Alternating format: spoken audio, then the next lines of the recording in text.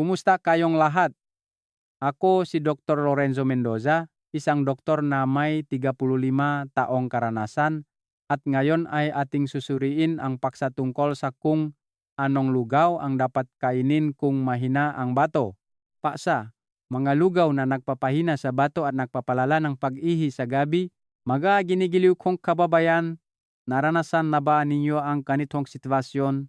Sarap na sarap kayo sa tulog, bigla kayong nagising, at nakita sa orasan na mahigit alauna pa lang ng madaling araw, ngunit kailangan na ninyong bumangon para umihi. Pagkatapos ay nahiga ulit kayo, pero hindi na kayo makatulog, at bago pa man kayo makatulog ng mahimbing, naramdaman niyo na naman ang pag-ihi. May magagabi na 2 o 3 beses kayong bumabangon, mayroon pa nga na 4 na beses. Sa umaga, pagod na pagod ang inyong katawan, nanghihina ang mga kamay at paa, at ang inyong isip ay lutang na parang hindi nakapagpahinga. Alam kong marami sa inyo ang nakakaranas nito, ngunit bumubuntong hininga na lang at ipinagsasawalang bahala. Iniisip na sa edad na ito, normal lang iyon. May mga nagpapagaan pa ngang loob at nagsasabing habang tumatanda, humihina ang bato at ang pag-ihi sa gabi ay normal lang. Ngunit sa totoo lang, mga kababayan, nakakita akong hindi ilan sa inyong edad, maging higit pa sa 70, na nakatulog ng dire-diretso hanggang umaga, nang hindi kailangang bumangon. Samantalang may mga nasa early 60s pa lang na gabi-gabi ay kailangang bumangon ng paulit-ulit. Kaya, dahil ba lahat ito sa edad? O mayroon pang ibang bagay na ating napapansin? Sa loob na 35 taon ko sa propesyon, napansin ko ang isang bagay na talagang nakakapagpaisip. Maraming kaso ng pag-ihi sa gabi ay hindi nagsisimula sa malubhang sakit, kundi nagsisimula sa maliliit na gawi sa pang-araw-araw na pagkain, lalo na sa hapunan. May mga pagkain na akala mo ay magaan sa tiyan at mabuti sa kalusugan, ngunit sa totoo lang ay tahimik na pinipilit ang bato na magtrabaho ng mas matindi sa gabi. At habang pinipilit ang bato na magtrabaho sa oras na dapat ay nagpapahinga ito, mas mabilis itong humihina. Naalala ko pa nang napakalinaw ang isang lalaki na mahigit 68 taong gulang na gabi-gabi ay kumakain ng lugaw dahil iniisip niya na iyon ang tama, ngunit gabi-gabi ay kailangan siyang bumangon para umihi ng paulit-ulit at hindi nakakatulog ng mahimbing. Nang siya ay magpatingin, nagulat siya nang malaman na hindi dahil sa mabilis siyang tumatanda, kundi dahil sa mali ang paraan ng kanyang pagkain sa loob ng mahabang panahon. Sa puntong ito, marahil ay tinatanong ninyo ang inyong sarili, kung gayon, ano ang tamang kainin, ano ang mabuti, at ano ang mga pagkain na akala mo ay malusok ngunit tahimik na nakakasama sa iyong bato. Kung gayon, sa pagbabahagi natin ngayon, tutulungan ko kayong isa-isahin ang mga ito. Una ay 3 uring lugaw na maraming tao ang kumakain araw-araw, ngunit maaring magpalalang pag-ihi sa gabi.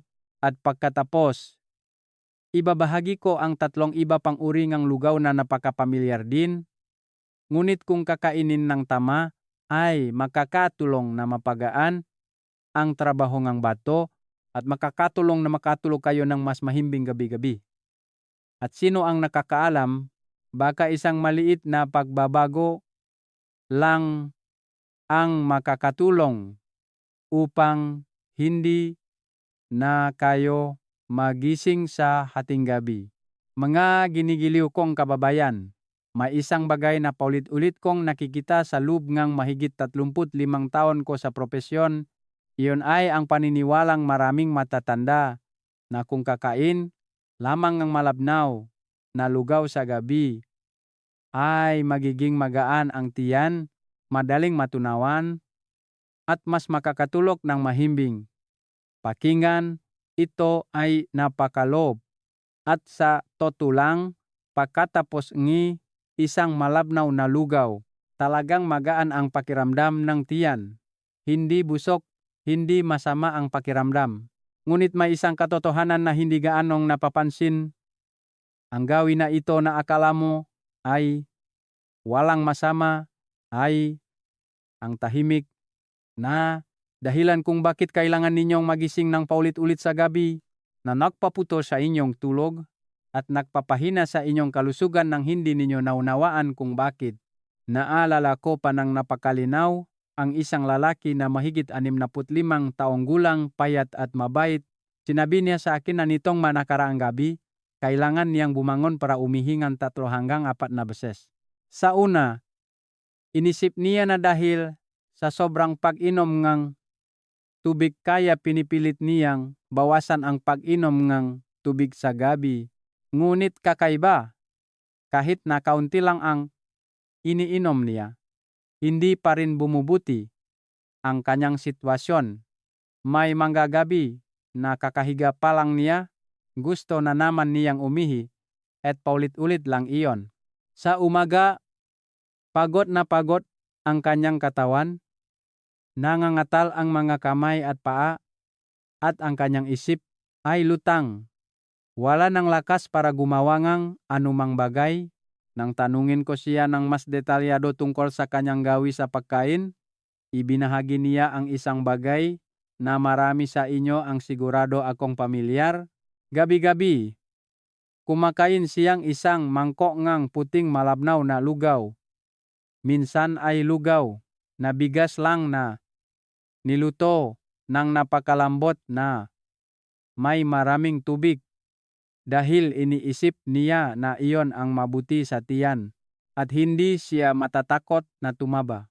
Sa puntong ito, halos nahulaan ko na ang dahilan. Subukan ninyong isipin ang ganito para mas madaling maintindihan. Ang isang mangkok ng malabnaw na lugaw ay naglalaman ng maraming tubig kapag kinain sa gabi, lalo na malapit sa oras ng pagtulog.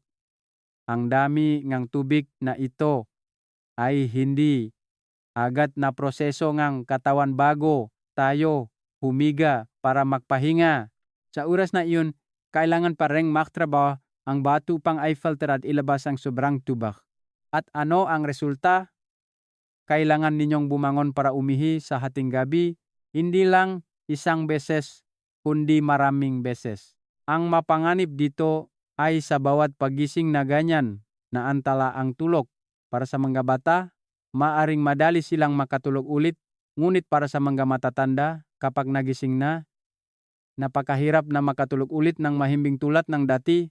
Sa ganitong paraan, gabi-gabi, nahati ang tulog, hindi nakakapagpahinga ng buo ang katawan, at sa kalaunan ay magdudulot ng matagal na pagkapagod, pagginang ng memorya, pagtaas ng presyon ng dugo, at mas mataas na panganib ng pagkahulog sa gabi.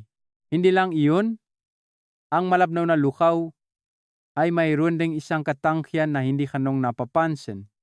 Iyon ay ang mabilis na pagtaas at pagbaba na blood sugar.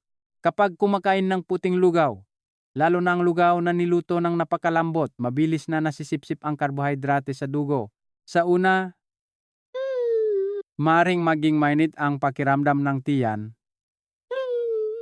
Comfortable.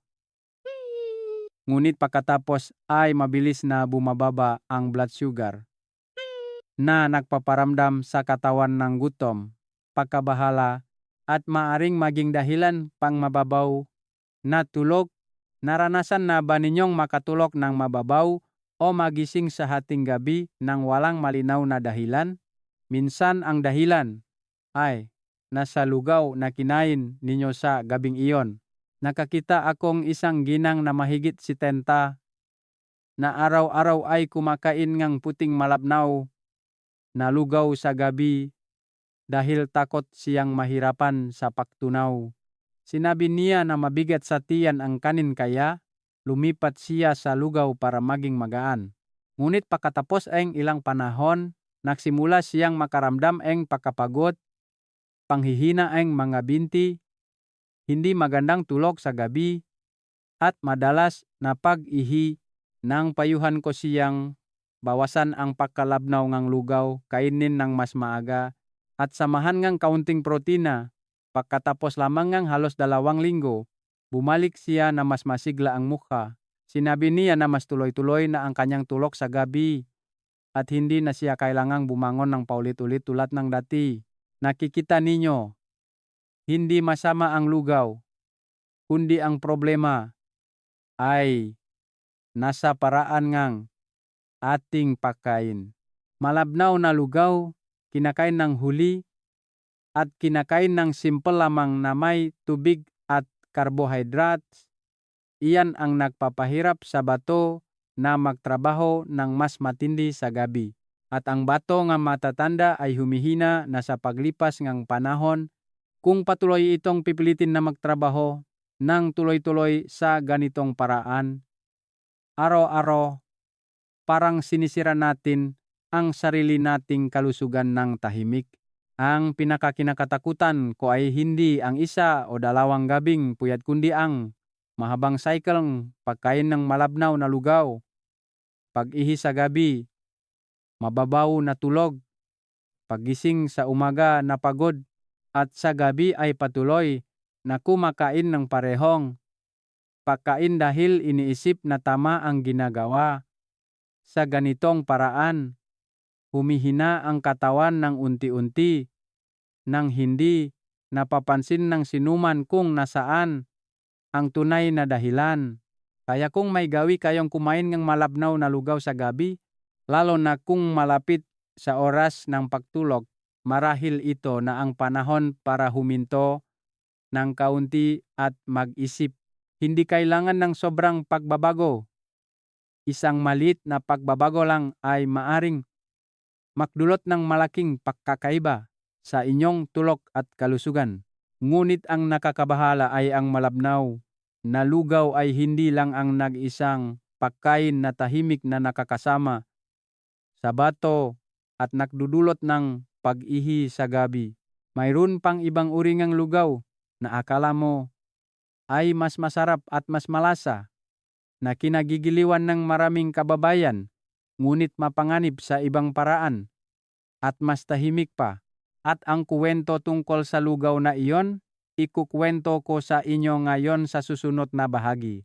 Mga ginigili kong kababayan, pagkatapos nating pag-usapan ang malabnaw na lugaw na akala mo ay magaan ngunit nagpapahirap sa bato na magtrabaho buong gabi, naaalala ko naman ang isa pang gawi na napaka-pamilyar din at kinagigiliwan pa nga marami dahil mas masarap, mas malasa, at mas madaling kainin.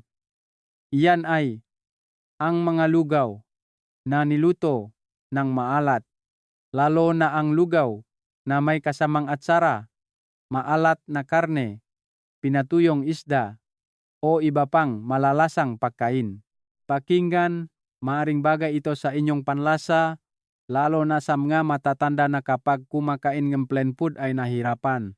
Ngunit ang mga lugaw na ito ay tahimik na lumilikhang malaking presyon sa bato na hindi gaanong napapansin ng sinuman. Nakakita akong isang ginang na mahigit 62 taong gulang, laging malinis at masigla. Sinabi niya na napakaingat siya sa pagkain at sa gabi ay hindi siya kumakain na maraming kanin kundi lumilipat sa lugaw para maging magaan ang tiyan. Ngunit may gawi siyang magdagdag ng kaunting inatsarang gulay o maalat na isda sa lugaw para maging masarap. Nagtawa sing at sinabing kung walang lasa ang lugaw ay hindi niya malulunok. Pakinggan, ito ay napaka-normal at maraming tao ang pamilyar dito. Ngunit nagsimula ang problema pagkatapos ng ilang panahon. Nagsimula siyang makaramdam ng bahagyang pamamaga nga mga binti.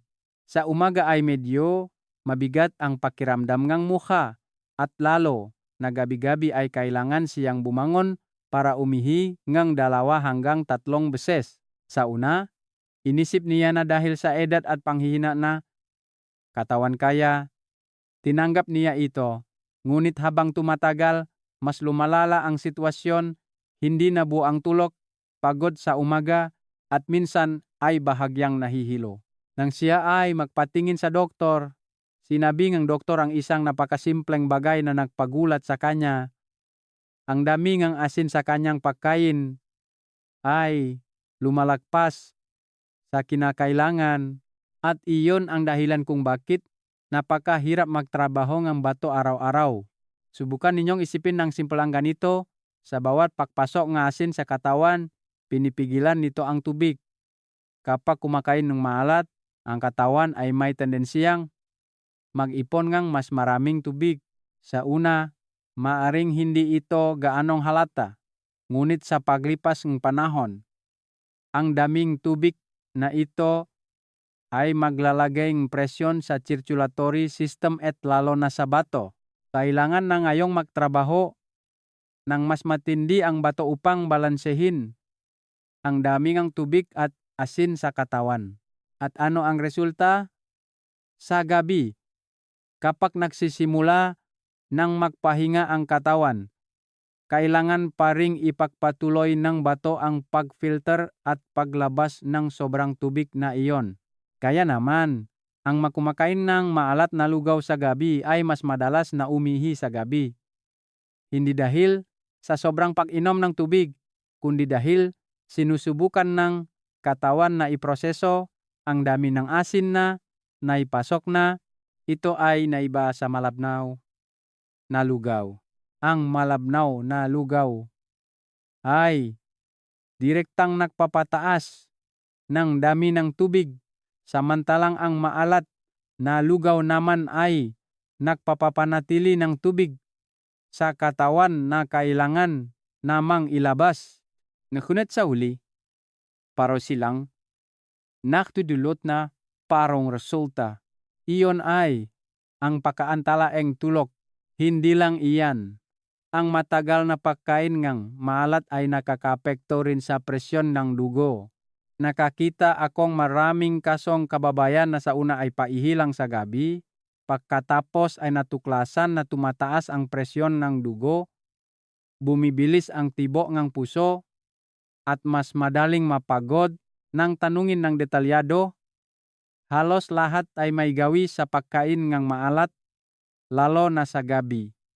At alam ninyo, kapag tumataas ang presyon ng dugo, mas malaking presyon ang dinaranas ng bato tulad ng isang makina na kailangang tumakbo ng tuloy-tuloy sa mataas na kapasidad at sa kalaunan ay masisira. Isa pang bagay na gusto kong ipaalaala sa inyo ay ang mga pagkain tulad ng atsara, pinatuyong isda, at maalat na nilagang karne ay hindi lamang mayaman sa asin, kundi maari ding maglaman ng mga sangkap na hindi mabuti kung ginagamit ng regular, lalo na kung hindi maayos ang pag-imba.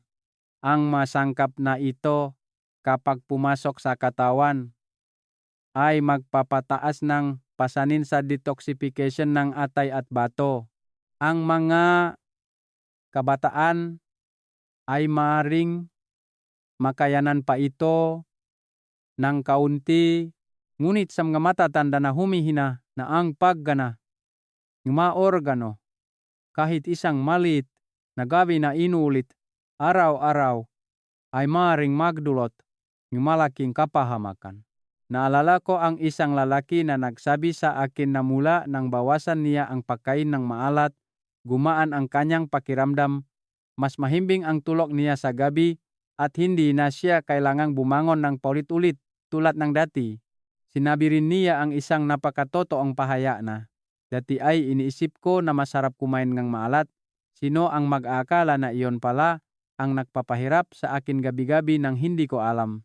Nakikita ninyo ang panganib ngang maalat na lugaw ay hindi nasa pagiging masama nito agad sa isang kainan, kundi nasa pagiging unti-unti nitong pagdami, kaunti-kaunti bawat araw na walang sinuman ang nakakapansin.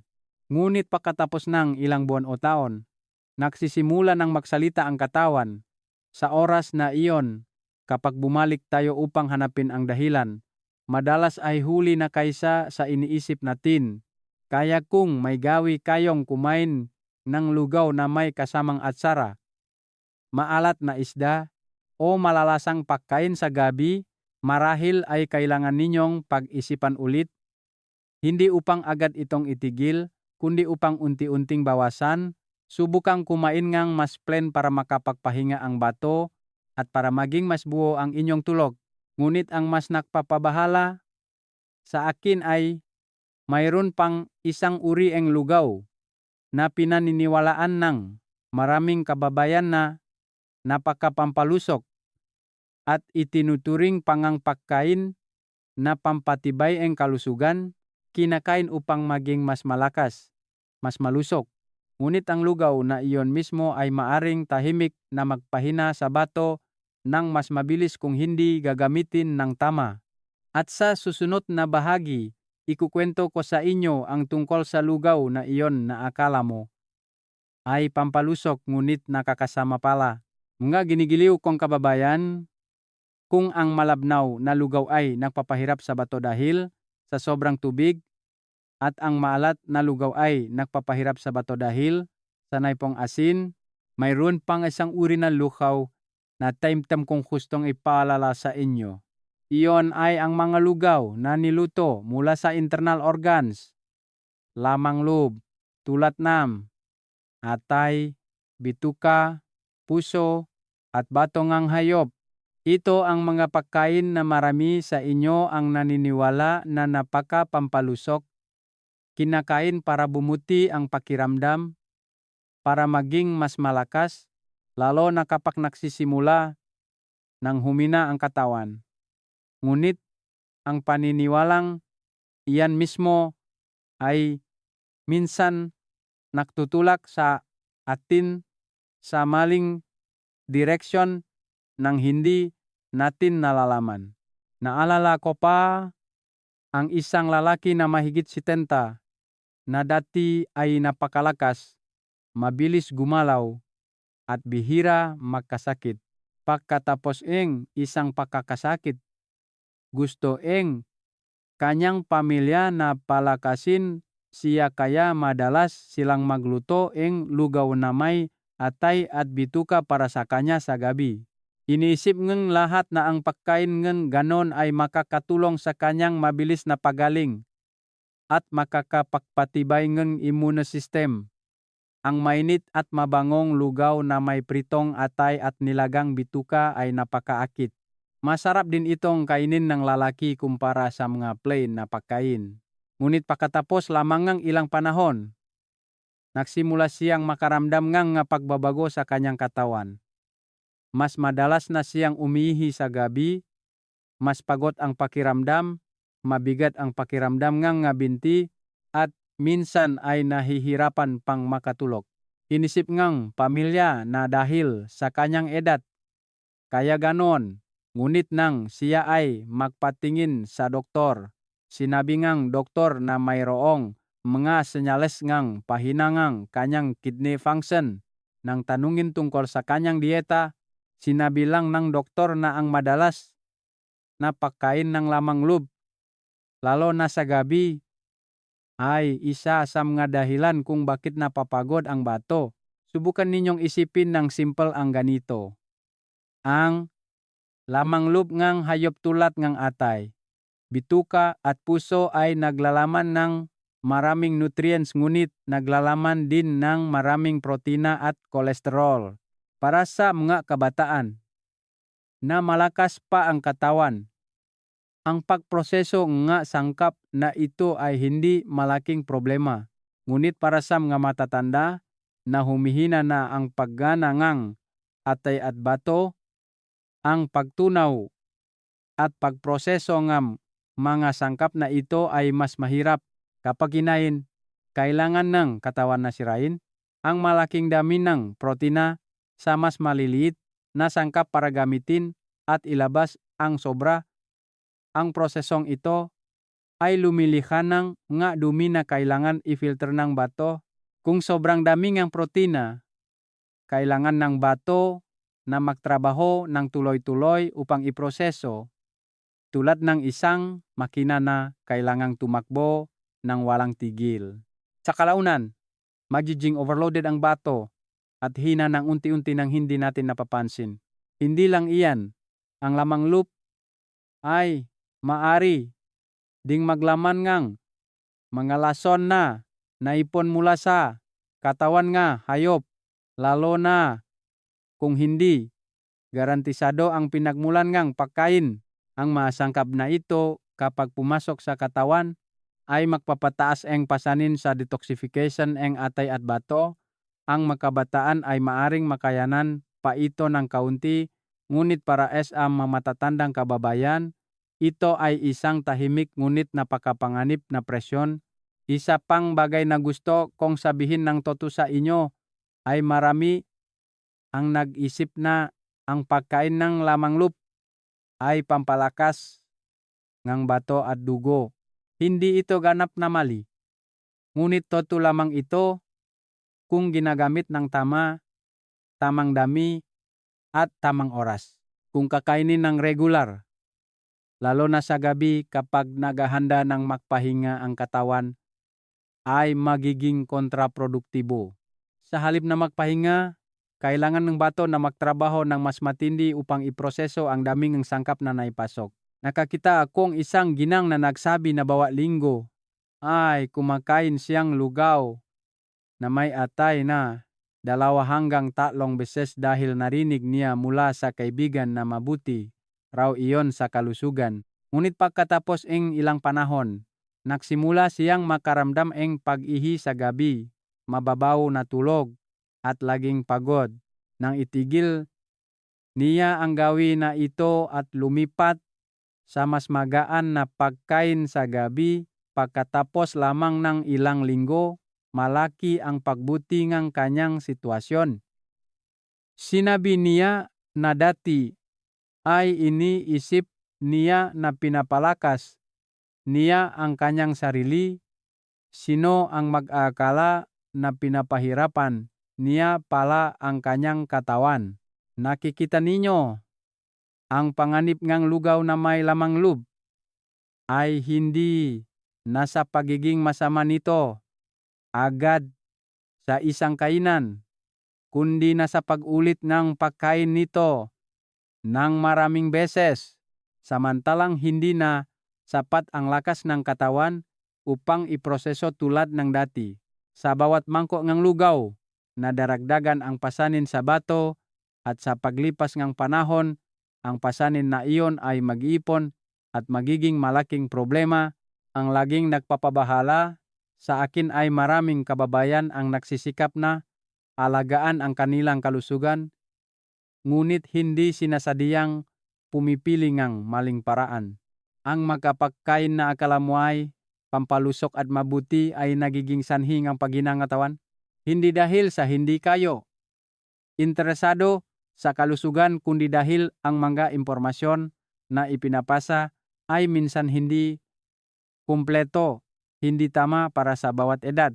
Kaya kung may gawi kayong kumain ng lugaw na may atay, lugaw na may bituka, o iba pang lamang loob sa gabi, marahil ay kailangan ninyong pag-isipan ulit, hindi upang agad itong iwasan, kundi upang bawasan, lalo na sa gabi, upang magkaroon ng oras ang bato na magpahinga, upang hindi na kailanganing magtrabaho ng sobra ang katawan sa oras na dapat ay nagpapagaling ito.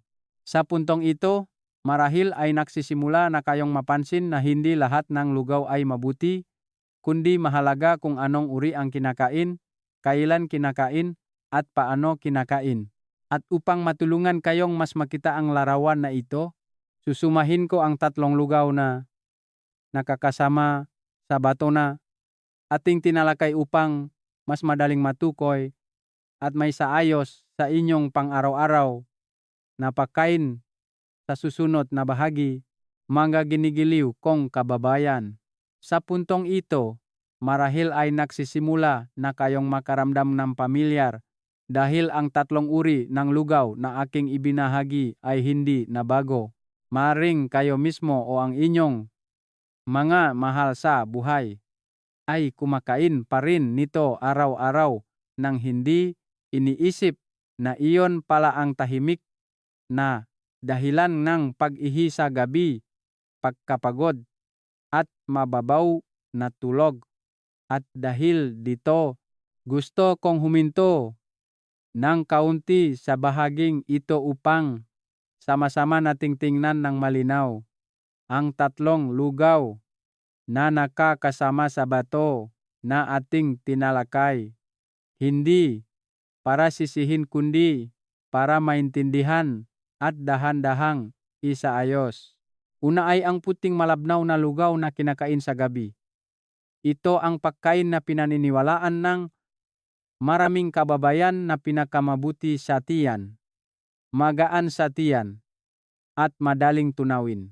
Ngunit tulad ng aking ibinahagi, dahil sa sobrang dami ng tubig sa isang malabnaw na lugaw, lalo na kung kinakain malapit sa oras ng pagtulog, kailangan ng bato na magtrabaho buong gabi upang i-filter at ilabas. Akala ninyo ay pinapahinga ninyo ang inyong katawan. Ngunit sa totoo lang, sa loob patuloy pa ring nagtatrabaho ang bato. At ang resulta ay ang pagising sa hating gabi, ang paghahanap sa dilim, ang pagkaputol-putol ng tulog, at sa umaga ay hindi ninyo maintindihan kung bakit kayo pagod. Pangalawa ay ang maalat na lugaw, lalo na ang malugaw na may kasamang atsara, pinatuyong isda, o malalasang nilagang karne. Ito ay napakapamilyar na uri ng pagkain sa lutuing Filipino, lalo na kapag kumakain ng lugaw na walang lasa, nakakaramdam ng pagiging plain at hirap lunukin. Ngunit kapag pumasok ang asin sa katawan, pinipigilan nito ang tubig at pagkatapos ay kailangan ng katawan na ilabas ang dami ng tubig na iyon. Nagdudulot itong mas matinding trabaho para sa bato lalo na sa gabi. Sa kalaunan, hindi lamang ito nagdudulot ng pag-ihi sa gabi kundi nakakaapekto rin sa presyon ng dugo at sa puso na nagpapapagod sa katawan ng hindi malinaw kung saan nagsimula ang dahilan. Pangatlo ay ang lugaw na may lamang loob. Ang mapagkain na marami sa inyo ang naniniwala na pampalusok. Kinakain para bumuti ang pakiramdam pagkatapos ang sakit, pagkatapos humina ang katawan. Ngunit ang lamang loob ay naglalaman ng maraming protina at mga sangkap na mahirap iproseso para sa mga matatanda. Kapag kinakain ng regular, lalo na sa gabi, kailangan ng bato na magtrabaho ng mas matindi upang iproseso at ilabas ang mga sobrang sangkap. Sa paglipas panahon, ang gawi na ito mismo ay nagpapahina sa bato na nakdudulot na maraming iba pang problema tulad na pag-ihi sa gabi, pagkapagod, at mababaw na tulog. Nakikita ninyo, ang tatlong lugaw na ito ay may isang malinaw na pagkakapareho. Iyon ay hindi ito agad nakakasama. Kung kakainin ng isa o dalawang beses, maging ilang linggo o buwan, hindi pa rin gaanong halata ang epekto. Kaya naman madali tayong maging kampante, madaling isipin na walang problema, ngunit ang katawan ay hindi nakakalimot, unti-unti itong nag-iipon, tulad ng maliliit na patak ng tubig. Sa una ay walang nakikita, ngunit sa kalaunan ay mapupuno din ang isang sisidlan. Ang pinakakinakatakutan ko ay hindi ang paminsan-minsang maling pagkain kundi ang mga paulit-ulit na gawi araw-araw na hindi natin napapansin. Gabi-gabi ay isang mangkok ng malabnaw na lugaw, dagdagan ng kaunting atsara para madaling kainin, minsan ay palitan ngang lugaw na may atay para pampalusok. Pakinggan, ito ay napakalob, napakapamilyar, ngunit ang pagiging pamilyar na iyon ang nagiging dahilan upang hindi tayo magtanong, hindi huminto upang tingnan kung paano nagre-react ang ating katawan. Nakakita akong maraming kababayan na nagsasabing gabi-gabi ay kailangan nilang bumangon para umihi ng 2 hanggang 3 beses. Ngunit iniisip nila na normal lang iyon sa katandaan. May nagsasabi pa nga na kapag matanda na, kailangan ng tanggapin. Ngunit sa totoo lang, sa maraming kaso, hindi ito ganap na dahil sa edad, kundi dahil sa ating kinakain araw-araw na tahimik na nakakaapekto sa bato. At ang pinakamahalagang bagay na gusto kong tandaan ninyo sa bahaging ito ay laging may paraan ang ating katawan upang magsalita.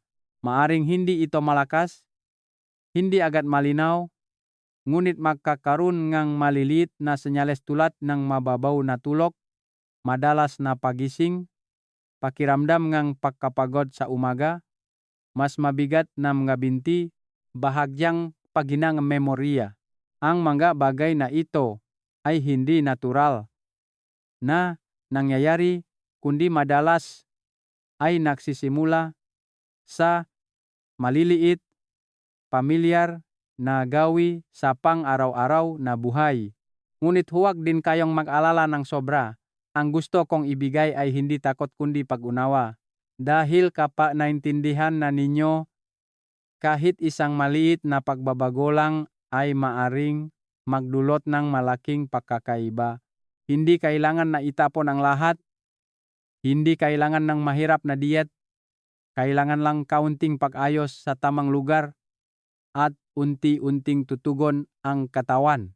At mas mahalaga pa, hindi lahat ng uri ng lugaw ay masama. Sa kabaliktaran, kung alam nating pumiling ang tama at alam nating lutuin ng tama, ang lugaw ay isa sa mga pinakamabuting pagkain para sa mga matatanda na makatulong sa pagpapalusong ng bato, makatulong ng mahimbing, at makakatulong na maging magaan ang pakiramdam ng katawan habang sapat pa rin ang nutrisyon. May mga lugaw na napakapamilyar, napakadaling gawin, maging ang mga sangkap ay available sa inyong kusina ngunit maaring makatulong na mabawasan ang pag-ihi sa gabi, makatulog ng mas mahimbing, at mas maging malusog ang katawan araw-araw. At sa susunod na bahagi, tutulungan ko kayong lumipat sa ibang direksyon na mas magaan, mas positibo upang matuklasan ang mga lugaw na talagang mabuti sa bato na marahil ay hindi pa ninyo naisip. Mga ginigiliw kong kababayan, pagkatapos nating tingnan ang 3 lugaw na akala mo ay pamilyar ngunit tahimik na nagpapahina sa bato, oras na ngayon upang ikwento ko sa inyo ang isang napakatotoong kwento, napakapang araw-araw, upang makita ninyo na sa isang maliit na pagbabago lang maaring magbago ng malaki ang inyong katawan. At ang kwento na iyon ay tungkol kay Mang Jose, isang tao na napakalinaw pa rin sa aking alaala hanggang ngayon. Si Mang Jose ay 68 taong gulang nun. Nakatira kasama ang kanyang mga anak at apo, mabait at masipag. Nang lumapit siya sa akin, ang pinakamadalas niyang reklamo ay hindi sakit kundi ang pag-ihi sa gabi. Sinabi niya na gabi-gabi ay kailangan siyang bumangon ngang hindi bababa sa 3 beses. Minsan ay 4 na beses pa. Sa bawat pagising na ganoon, kailangan niyang mga pasadilim at madalas ay bahagyang nahihilo. Sinabi niya na ang pinakakinakatakutan niya ay hindi ang pagkapuyat, kundi ang takot na baka isang araw ay madulas Siya sa dilim at hindi niya alam kung ano ang mangyayari. Nang marinig ko ang kanyang sinabi, nakita ko ron ang maraming pag-alala na sigurado akong naranasan na rin ninyo. Ang pakiramdam na sarap sa tulog ngunit kailangan bumangon at pagkatapos ay nahiga ulit ngunit hindi na makatulog ng mahimbing, patuloy na mababaw ang tulog hanggang umaga.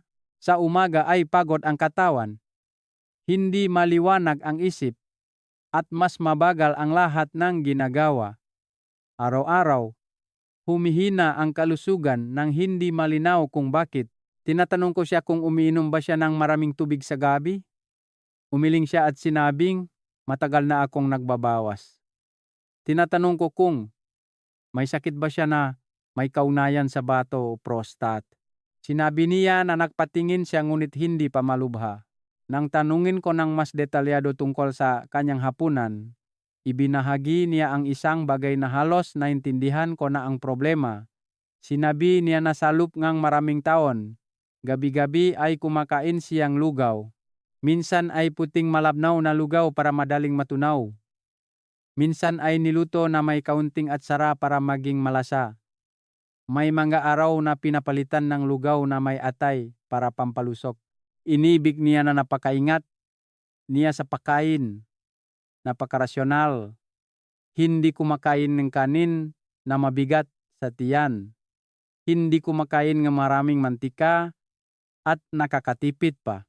Ngunit ang bagay na akala mo ay tama ay tahimik na nakakaapekto sa kanyang kalusugan. Hindi ako nagmadali na magpaliwanag agad kundi dahan-dahang tinanong ko siya, napansin niyo ba kung gaano katagal pagkatapos kumain ng lugaw kayo ay nagsisimulang maramdaman ang pag-ihi? Nag-isip siya ng sandali at sinabi na kadalasan ay 1 o 2 oras lang pagkatapos ay kailangan na niyang umihi. Minsan mas maaga pa at sa gabi ay paulit-ulit lang iyon. Sa oras na iyon, dahan-dahan kong ipinaliwanag. Sinabi ko na hindi dahil sa tumatanda siya kaya kailangan niyang maranasan ang pag-ihi sa gabi, kundi dahil napapagod ang kanyang bato dahil sa kinakain niya gabi-gabi. Ang malabnaw na lugaw ay sobrang daming tubig. Ang malat na lugaw ay nagpapapanatiling tubig. Ang lugaw na may lamang loob ay nagdadagdag ng pasanin sa metabolismo. Ang tatlong ito ay salitan na lumalabas sa kanyang hapunan sa loob ng maraming taon na nagpapahirap sa bato na makapagpahinga. Nang marinig niya ito, nanahimik si Mang Jose ng sandali at sinabi ang isang napakatotoong pahayag. Sinabi niya na sa loob na mahabang panahon ay iniisip niya na inaalagaan niya ang kanyang kalusugan.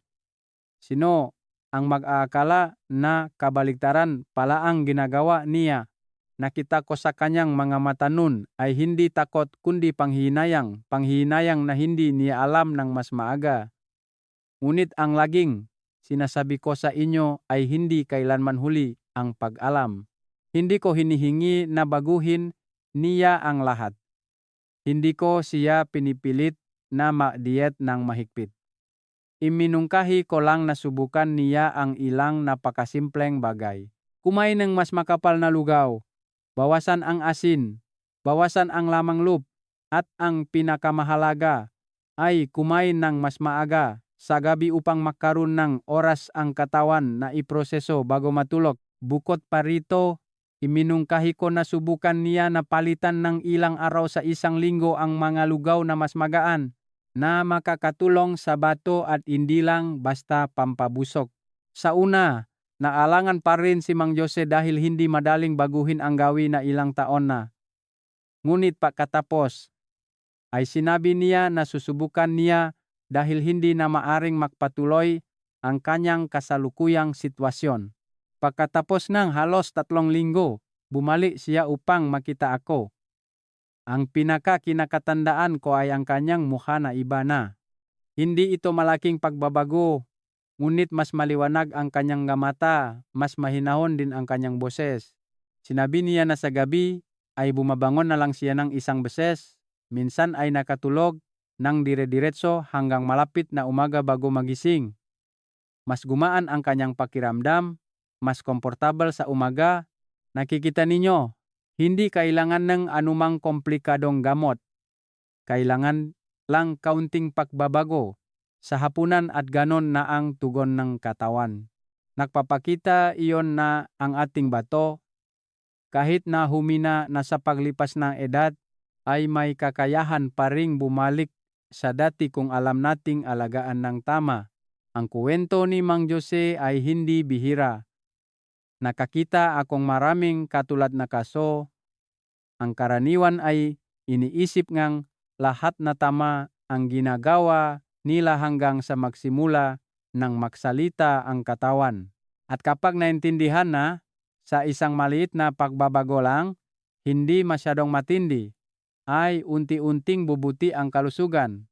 Kaya kung nakikita ninyo na mayroon din kayong mga senyales na katulad ni Mang Jose, nun tulad ng madalas na pag-ihi sa gabi, mababaw na tulog, pagkapagod sa umaga, marahil ito na ang panahon para huminto ng kaunti upang tingnan ang inyong pagkain, lalo na sa hapunan, at upang matulungan kayong mas maintindihan kung bakit kahit isang mangkok lang lugaw ay maaring magdulot ng malaking epekto sa bato. Sa susunod na bahagi, tutulungan ko kayong mas lumalim ng kaunti, ngunit sa pamamagitan pa rin ng kwento sa pang-araw-araw upang makita kung paano gumagana ang ating katawan at kung bakit napakahalaga ng tamang pagkain. Mga ginigili kong kababayan, pagkatapos nating marinig ang kwento ni Mang Jose, marahil marami sa inyo ang nagtatanong sa kanilang sarili kung bakit may mga kaparehong edad na nakakatulog ng mahimbing hanggang umaga, samantalang kayo ay nagpapabalik-balik, nagigising para umihi ng paulit-ulit. May mga 70 anyos pa rin na nakakatulog ng mahimbing, sa umaga ay magaan ang pakiramdam at matatag sa paglalakad. Samantalang may mga nasa early 60s pa lang na gabi-gabi ay kailangan bumangon 3 o 4 na beses. Sa umaga ay pagod na pagod, mabagal ang isip. Sa labas ay parang dahil sa genetic disposition, dahil sa swerte, ngunit sa tutulang sa likod niyan ay isang tahimik na pagkakaiba na hindi gaanong napapansin. Nakakita ako ng maraming kaso na ganyan sa loob ng aking maraming taon sa propesyon. May mga matatanda na mataas na ang edad, ngunit nananatiling maayos ang kanilang daily routine. Simple lang ang kanilang pagkain, ngunit tama ang paraan. Hindi sila kumakain ng sobrang huli, hindi kumakain ng sobrang maalat, at lalo na ay napakaingat sila sa kanilang kinakain sa gabi. Dahil dito, nakakapagpahinga ang kanilang bato sa tamang oras, nananatiling buo ang kanilang tulog, at sa umaga ay magaan at komportable ang kanilang pakiramdam. Sa kabaligtaran, mayroon ding hindi ilan na nasa early 60s pa lang na mukhang malusog pa rin, nakakalakad pa rin ng normal, ngunit sa look ng katawan ay nagsisimula ng humina. Sa gabi ay mababaw ang tulog, madalas magising, madalas umihi pagod sa umaga.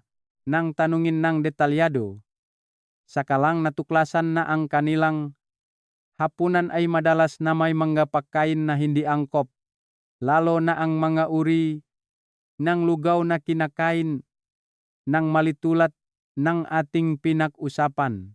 Subukan ninyong pansinin ng kaunti at makikita ninyo ang isang napakalinaw na bagay.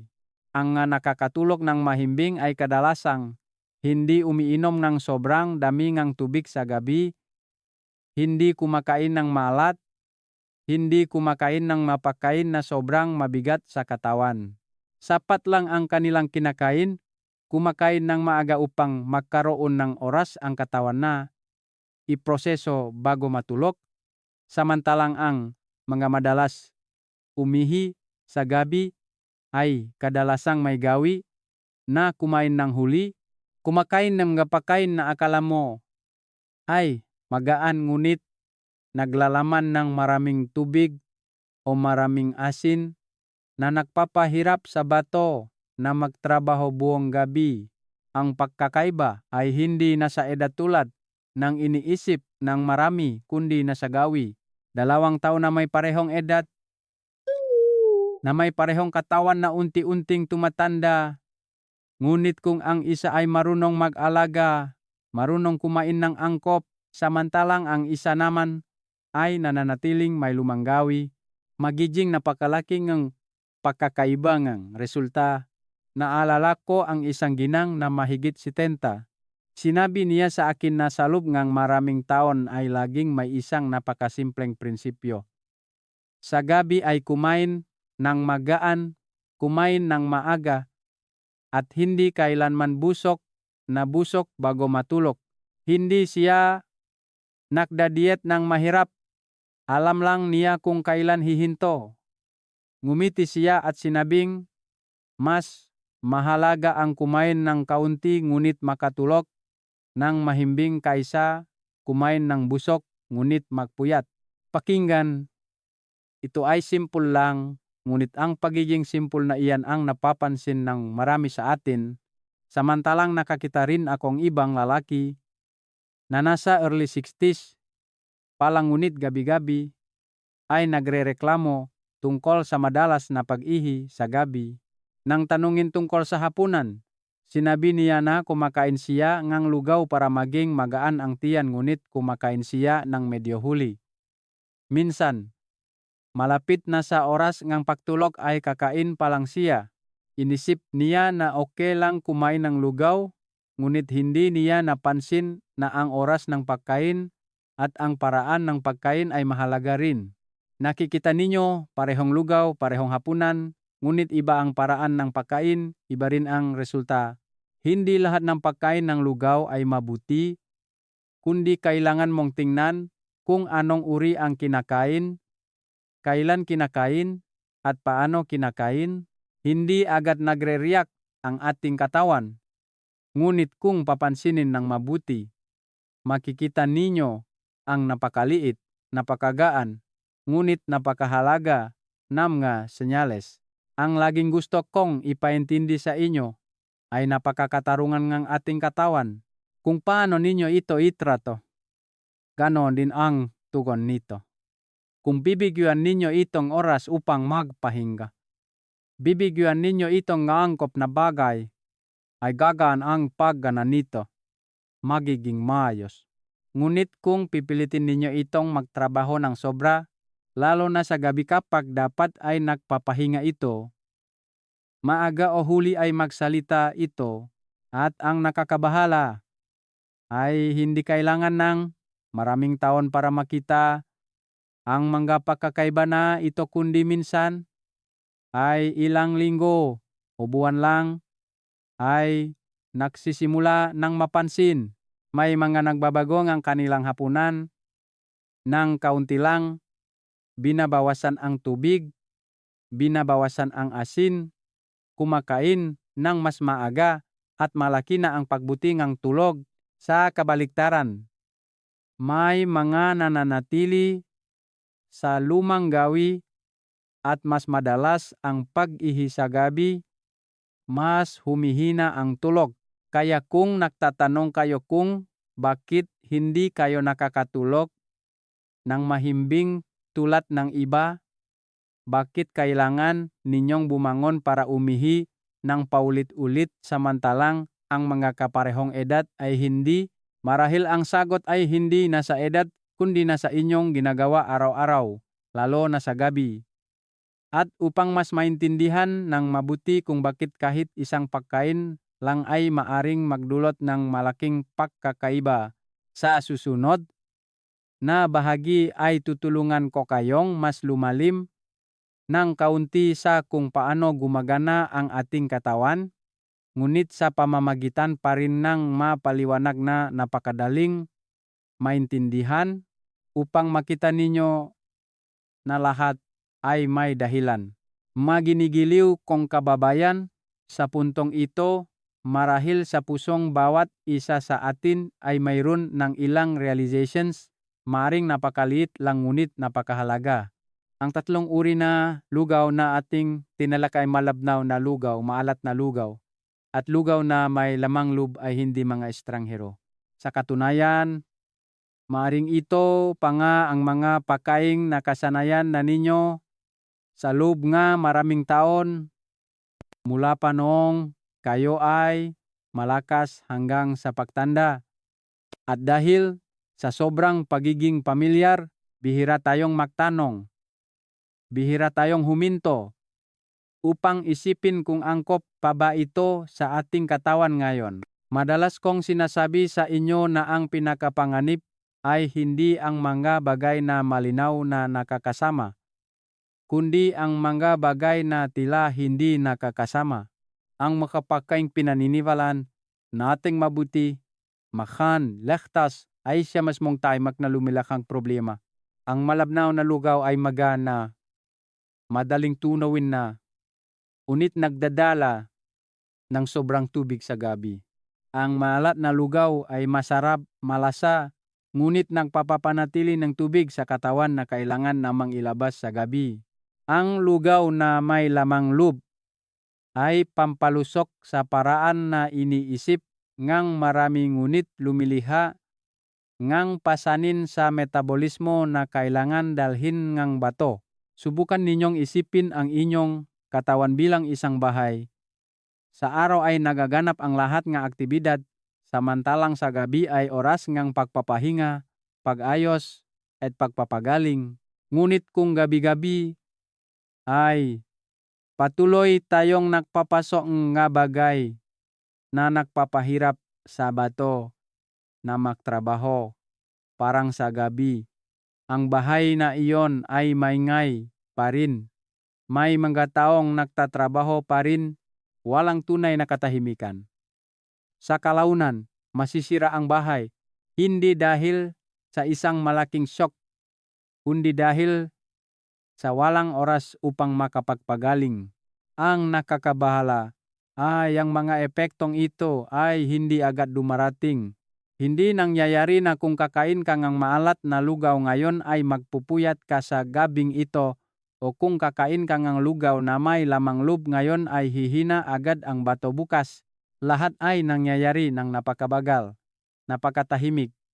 Unti-unti bawat araw, unti-unti bawat linggo, unti-unti ang pagbagay ng katawan, unti-unti ang pagtitiis, hanggang sa isang punto na nagsisimulang lumabas ang mga senyales na hindi na natin maaring ipagsawalang bahala. Ang masenyales na iyon ay minsan napakagaan, tulad ng mababaw na tulog kumpara sa dati, madalas na paggising sa hating gabi, at hirap makatulog ulit, tulad ng pakiramdam na mas mabigat ang katawan sa umaga, mas pagod kahit walang ginagawang mabigat, tulad ng bahagyang pagbagal ng memorya o madalas na makalimot. Ang mabagay na ito ay kadalasang iniisip ngang maraming kababayan na normal lang sa pagtanda. Ngunit sa totoo lang, sa maraming kaso, ito ay isang banayad na paalala na katawan na kailangan nating magbago. Nakakita ako ng isang lalaki na nagsabi sa akin na hindi niya maintindihan kung bakit habang tumatanda, mas lalo siyang napapagod, samantalang ang pagkain niya ay pareho pa rin. Mas maingat pa nga, nang marinig ko ito, dahan-dahan ko lang siyang tinanong kung sigurado ba siya na ang kinakain niya ay angkop pa rin sa kanyang kasalukuyang katawan. Nanahimik siya ng sandali at sinabing, "Hindi ko pa kailanman naisip iyon."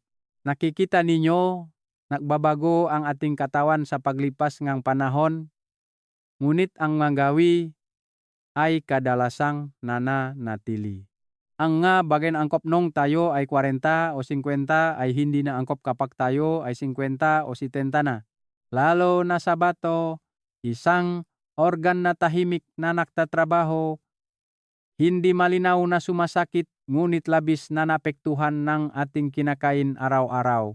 At ang laging nagpapabahala sa akin ay maraming kababayan ang nagsisimula lamang magbigay pansin kapag malinaw na ang lahat, kapag sobrang dami na ang pag-ihi sa gabi, kapag hindi na masarap ang tulog, kapag matagal na ang pagkapagod ng katawan, sa oras na iyon, saka lang tayo naghahanap ng dahilan, saka lang nagsisimulang magbago. Ngunit sa totoo lang, kung napansin ng mas maaga, kung naisaayos ng mas maaga, maaring malaki na ang pagkakaiba. Ngunit huwag din kayong mag-alala o sisihin ang inyong sarili dahil dito. Dahil ang mahalaga ay hindi ang inyong ginawa nun, kundi ang inyong gagawin simula ngayon.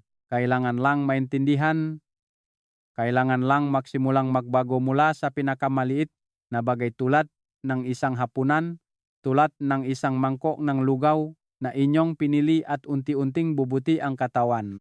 At ang magandang balita ay hindi lahat ng uri ng lugaw ay nakakasama. Sa kabaliktaran, kung marunong tayong pumiling tama, ang lugaw ay isang napakaangkop na pagkain para sa mga matatanda. May mga uring lugaw na hindi lang magaan sa tiyan, madaling tunawin, kundi nakakatulong din sa bato na makapagpahinga, nakakatulong sa katawan na maglabas ng magaan, nakakulong na makatulog ng mas mahimbing nang walang istorbo. May mga sangkap na napakapamilyar sa inyong kusina, hindi mahal, napakasimple lang lutuin, ngunit kung alam nating pagsamahin ay maaring maging mga pagkain na tahimik ngunit epektibong nagpapalusok sa katawan, at maaring ang mga pagkain iyon mismo ang makakatulong sa inyo na mabawasan ng husto ang pag-ihi sa gabi, makatulog ng mas mahimbing at maging mas magaan ang pakiramdam sa umaga. Kaya pagkatapos nating malinaw na maintindihan kung anong mga lugaw ang dapat bawasan, sa susunod na bahagi ay gusto kong samahan kayong lumipat sa isang mas magaan, mas positibong direksyon. Sama-sama nating alamin kung anong mga lugaw ang talagang mabuti sa bato, madaling gawin, madaling kainin, at angkop sa inyong katawan sa edad na ito. Mga ginigiliw kong kababayan, sa puntong ito, marahil sa puso ng maraming kababayan ay mayroong pakiramdam na sabay na pag-alala at paggaan ng loob. Pag-aalala dahil napansin ninyo na sa loob ng mahabang panahon ay maaring hindi kayo kumakain ng tama. Ngunit paggaan ng loob dahil sa wakas ay naintindihan na ninyo kung nasaan ang problema. At ang pinakamahalagang bagay na gusto kong panatilihin ninyo ngayon ay isang napakasimpleng pag-isip. Hindi lahat ng lugaw ay masama, kundi hindi lang tama ang inyong napili. Sa totoo lang, ang lugaw, mula noon pa man, ay isang napakahalagang pagkain para sa ating mga Filipino, lalo na para sa mga matatanda. Kapag may sakit, kapag pagod, kapag humihina ang katawan, ang isang mangkok mainit na lugaw ay laging nabibigaying pakiramdam na komportable, mainit sa puso, madaling lunukin, madaling tunawin. Ang problema ay hindi na sa lugaw, kundi na sa paraan ng ating pagluto at kung ano ang ating inilalagay dito. Katulad din ng isang kutsilyo, kung gagamitin ng tama ay makakatulong sa pagluluto, ngunit kung gagamitin ng mali ay magdudulot ng panganib. Nakakita akong isang ginang na mahigit 70 na dati ay madalas din umihi sa gabi. Sinabi niya na may panahon na gabi-gabi ay kailangan siyang bumangon ng 3 beses, minsan mas marami pa. Sobrang pagod siya na sa araw ay ayaw na niyang gumawa kahit ano. Gusto na lang humiga at magpahinga. Ngunit ang kakaiba ay hindi siya kumakain ng maalat at hindi rin siya kumakain ng maraming lamang loob. Iniisip niya na napakalusok ng kanyang pagkain. Nang tanungin ng detalyado, nalaman ko na kumakain pa rin siya ng lugaw gabi-gabi. Ngunit puting lugaw o lugaw na may kaunting lean meat na napakasimple. Pakinggan, mukhang walang mali, ngunit nang tanungin ko kung anong oras siya kumakain, sinabi niya na kadalasan ay huli na, minsan malapit na sa 9:00 ng gabi ay kakain pa lang siya, at ang lugaw ay niluto pa rin ng medyo malabnaw para madaling kainin. Ang dalawang bagay na iyon, kapag pinagsama, ang nagdulot upang hindi makapagproseso ng maaga ang kanyang katawan bago matulog. Kailangan pa ring magtrabaho ang bato habang siya ay nakahiga, at ang resulta ay pagkaantala ng tulog. Pagkatapos ng pag-ayos, hindi niya iniwan ang lugaw kundi binago lang ng kaunti. Nagsimula siyang kumain ng mas maaga, mas makapal na lugaw ng kaunti. At ang mahalaga ay nagsimulang magdagdag ng sangkap na mas angkop sa kanyang katawan. Pagkatapos lamang ng maikling panahon, bumalik siya at sinabing mas mahimbing na ang kanyang tulog sa gabi. Hindi na siya kailangang bumangon ng paulit-ulit tulad ng dati. Nagpatibay ang kwentong iyon sa aking paniniwala na ang problema ay hindi nasa pagkain ng lugaw o hindi, kundi nasa paraan ng ating pagkain. May mga uring lugaw na kung lulutuin ng tama, pipiliin ang tamang sangkap, ay hindi lamang hindi nakakasama kundi nakakatulong din sa bato na makapagpahinga. Nakakatulong na maging magaan ang pakiramdam ng katawan. Nakakulong na makatulog ng mas mahimbing. Subukan ninyong mag-isip ng kaunti at makikita ninyo na napakalob. Sa gabi ay oras na kailangan ng katawan na magpahinga, kaya ang ating kinakain sa gabi ay dapat na madaling tunawin, hindi nagdudulot ng presyon, hindi nagpapahirap sa katawan na magtrabaho ng sobra. Kung makakapili tayo ng sangkap na magaan, makakatulong sa magaan na paglabas, hindi nagpapapanatili ng tubig, hindi nagdudulot ng pasanin sa bato, ay magiging napakalaking pasasalamat ng katawan sa atin. Ang pinakakinagagalakan ko ay hindi na bago ang masangkap na iyon, hindi kailangan na maganap ngang mamahaling bagay, hindi kailangan na gumamit ngang supplements. Nasa inyong kusina lang ang napakapamilyar na bagay tulad ng beans, nuts, at mga simpleng butil. Kung alam ninyong gamitin ay maaring maging makapakain na nagpapalusok sa katawan araw-araw. May isang bagay na gusto kong ipaalaala sa inyo. Kapag lumipat tayo mula sa mga pagkain na hindi angkop sa mga mas mabuti, hindi agad magbabago ang katawan pagkatapos lang isang gabi. Ngunit kung magiging matiyaga tayo, kailangan lang 1 hanggang 2 linggo at magsisimula na kayong makaramdam ng pagkakaiba. Mas mahimbing na tulog, nabawasan ang bilang ng pag-ihi sa gabi. Mas magaan ang pakiramdam sa umaga. Ang malilit na pagbabago na iyon ang siyang senyales na tama ang inyong direksyon.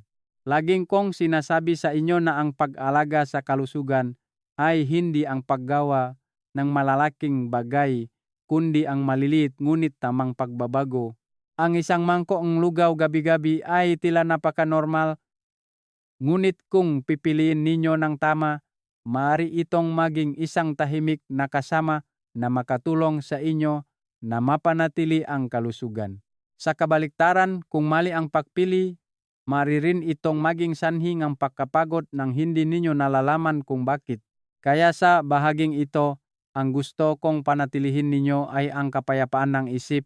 Hindi ang lugaw ang dapat ninyong iwasan, kundi ang lugaw ang inyong maaring gamitin ng napakabuti kung alam ninyo kung paano. At sa susunod na bahagi, sisimulan kong ibahagi sa inyo ang unang uri ng lugaw. Isang napakapamilyar, napakadaling gawin, ngunit may kakayahang sumuporta sa bato ng magaan ngunit epektibo na maaring ikagulat ng maraming kababayan kapag narinig. Mga ginigiliw kong kababayan, pagkatapos nating talakayin ang mga lugaw na dapat bawasan, ngayon ay gusto kong simulan ang pagbabahagi sa inyong isang napakapamilyar, napakasimpleng lugaw ngunit may espesyal na halaga para sa mga may mahinang bato o madalas umiihi sa gabi. Ito ang lugaw na may black beans tostadong munggo, isang pagkain na marahil ay marami sa inyo ang kumakain na noon pa man, ngunit hindi pa ninyo naisip na makakulong ito sa inyong kalusugan sa edad na ito. Naalala ko ang isang lalaki na mahigit 70, payat ngunit masigla, na may mapulang kutis. Nang mag-usap kami, sinabi niya na dati ay umiihi siya sa gabi. May panahon na kailangan siyang bumangon ng 2 o 3 beses bawat gabi. Ngunit pagkatapos ay pinayuhan siya ang isang matandang kaibigan na kumain ng lugaw na may black beans ng regular ng ilang beses sa isang linggo. Sa una, hindi siya masyadong naniwala dahil iniisip niya na ano ang espesyal sa black beans, ngunit dahil madali itong gawin at hindi mahal, sinubukan niya. Pagkatapos ng halos 2 linggo, nagsimula siyang mapansin ang isang napakakaibang bagay. Mas mahimbing ang tulog niya sa gabi, nabawasan ang bilang ng pag-ihi, may mga gabi na nakakatulog, siya nang dire-diretso hanggang malapit na umaga bago magising.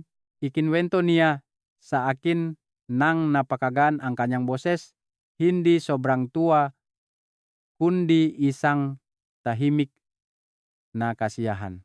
Sinabi niya na hindi niya inaasahan na ang isang simpleng pagkain na ganun ay makakatulong na maging mas komportable siya araw-araw. Subukan ninyong mag-isip ng kaunti at makikita ninyo na napakalob.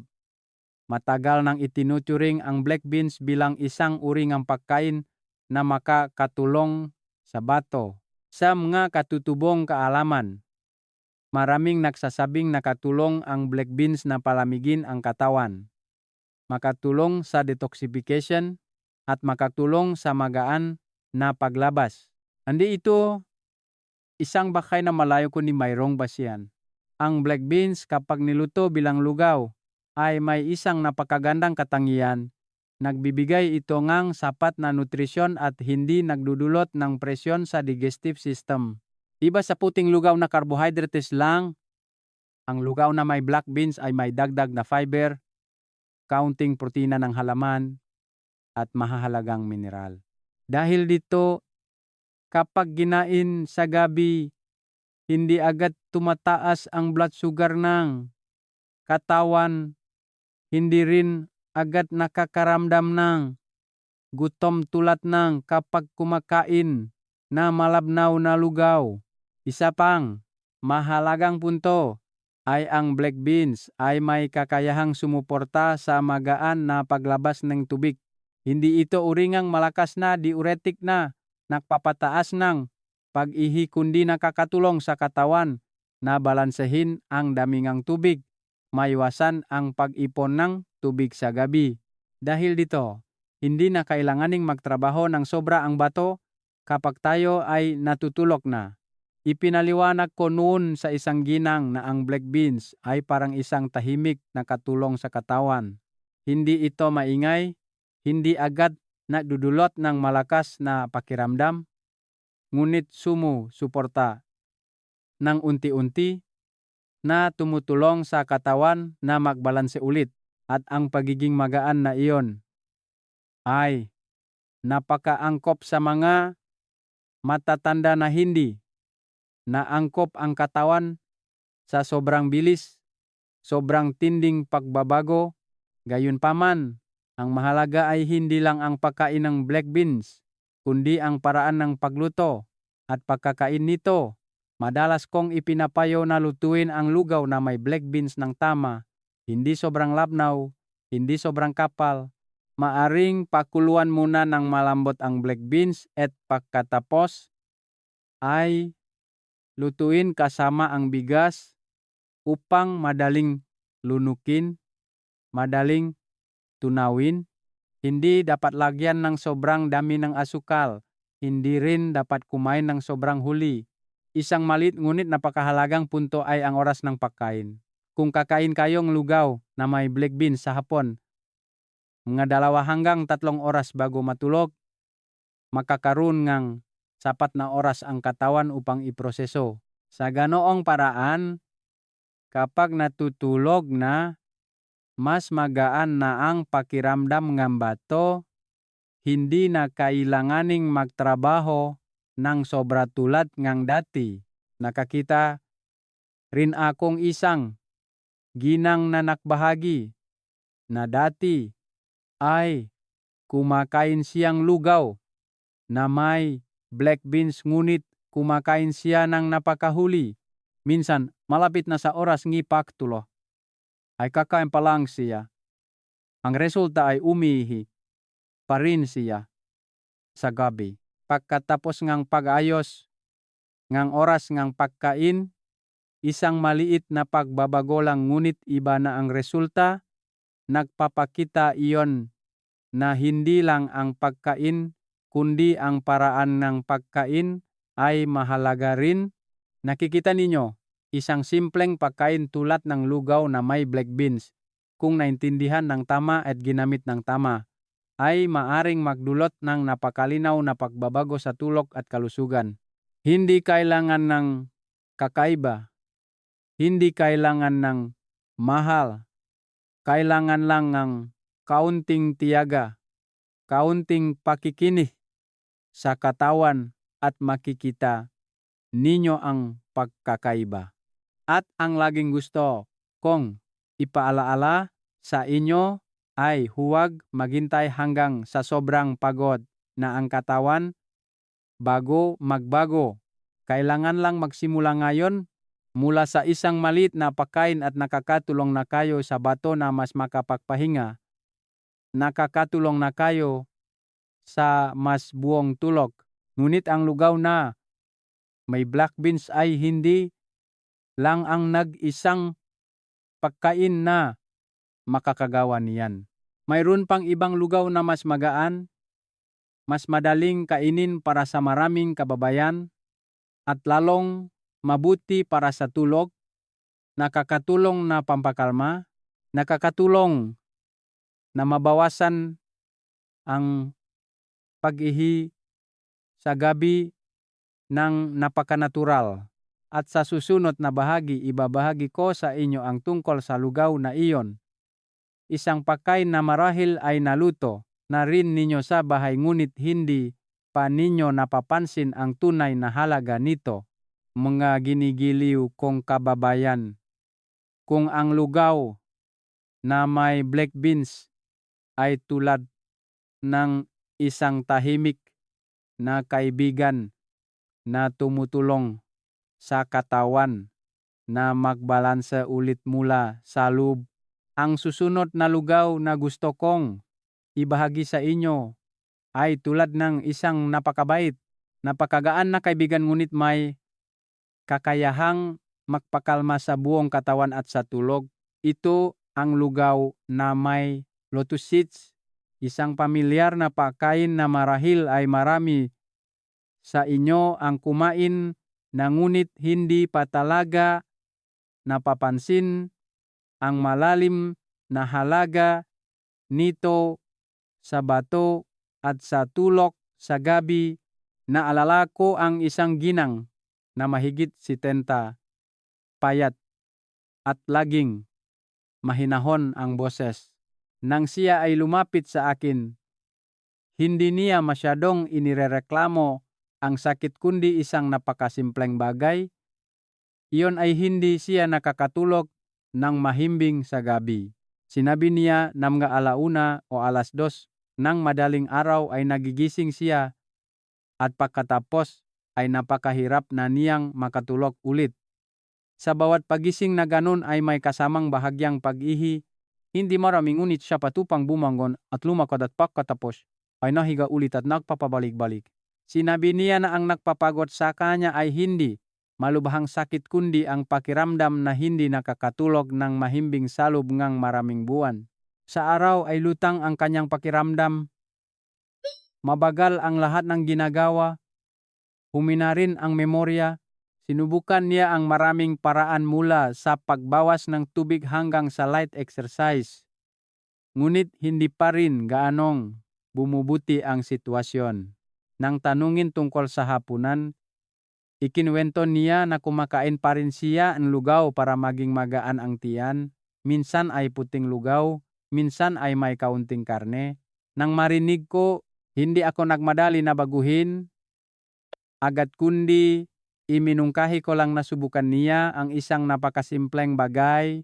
Iyon ay palitan ang ilang ordinaryong lugaw-lugaw na may lotus seeds, kumain ng mas maaga ng kaunti at panatilihin ng regular sa loob ng ilang panahon. Sa una, hindi rin siya masyadong umasa dahil iniisip niya na ang lotus seeds ay nakakatulong lang makatulog ngunit hindi sigurado na makakapagbago ng malaki.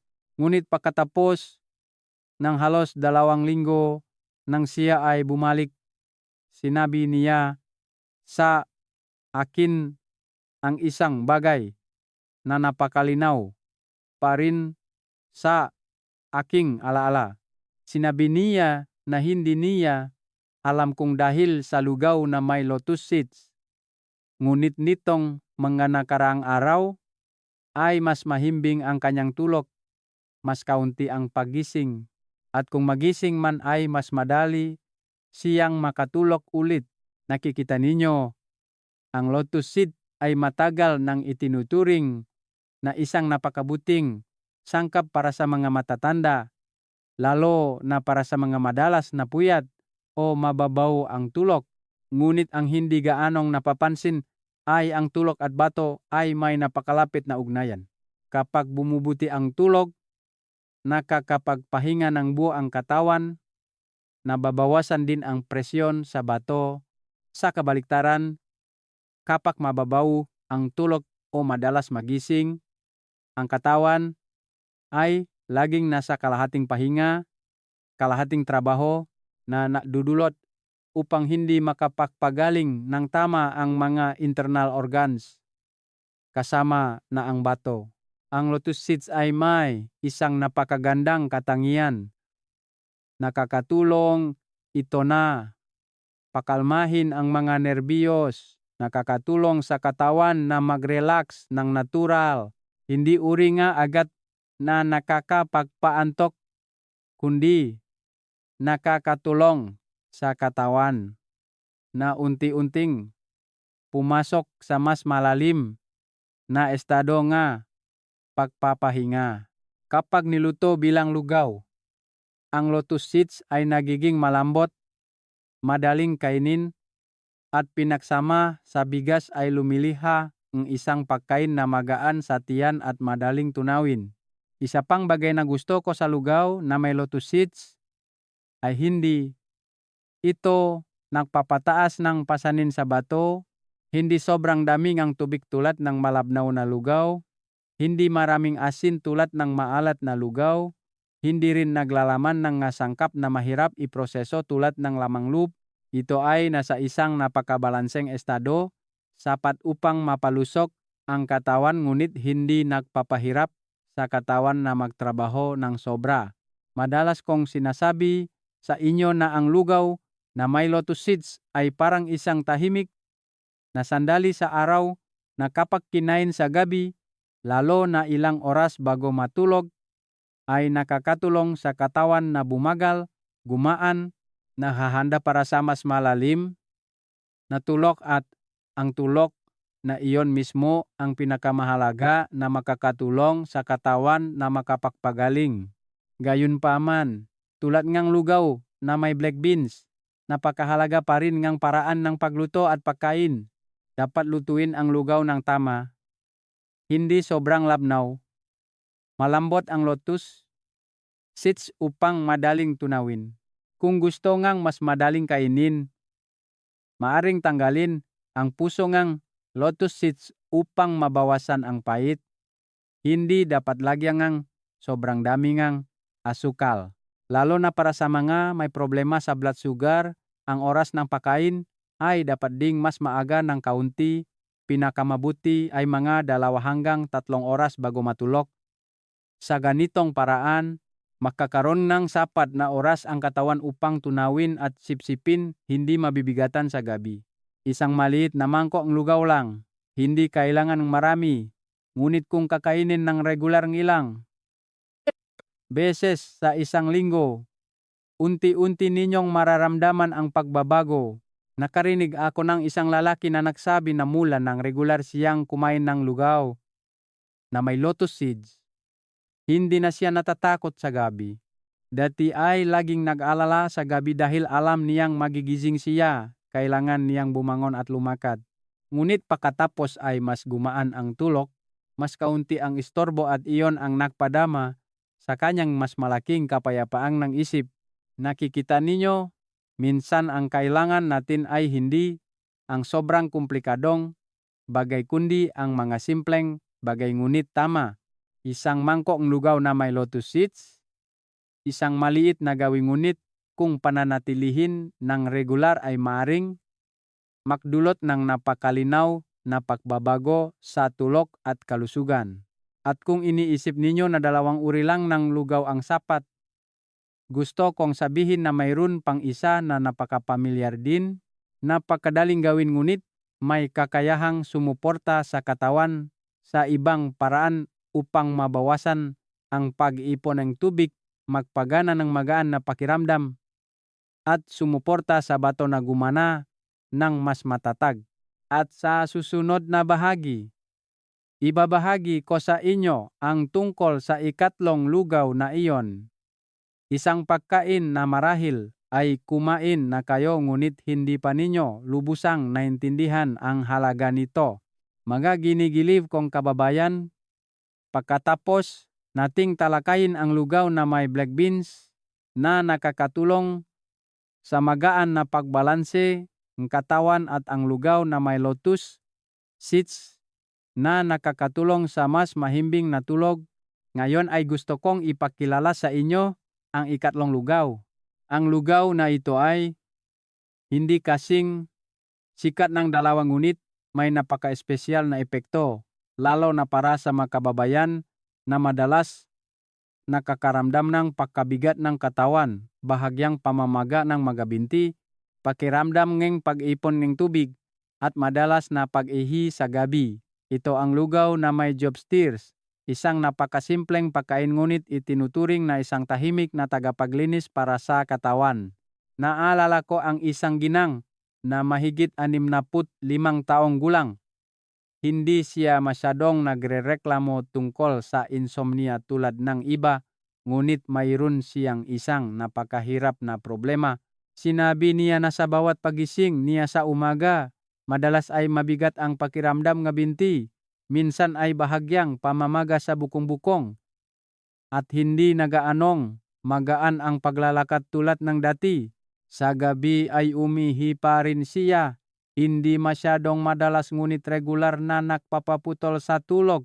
Ikinwento niya na medyo simple lang ang kanyang pagkain, hindi masyadong maalat, hindi rin kumakain ng maraming lamang loob, kaya hindi niya maintindihan kung bakit may mga senyales na ganyan ang kanyang katawan.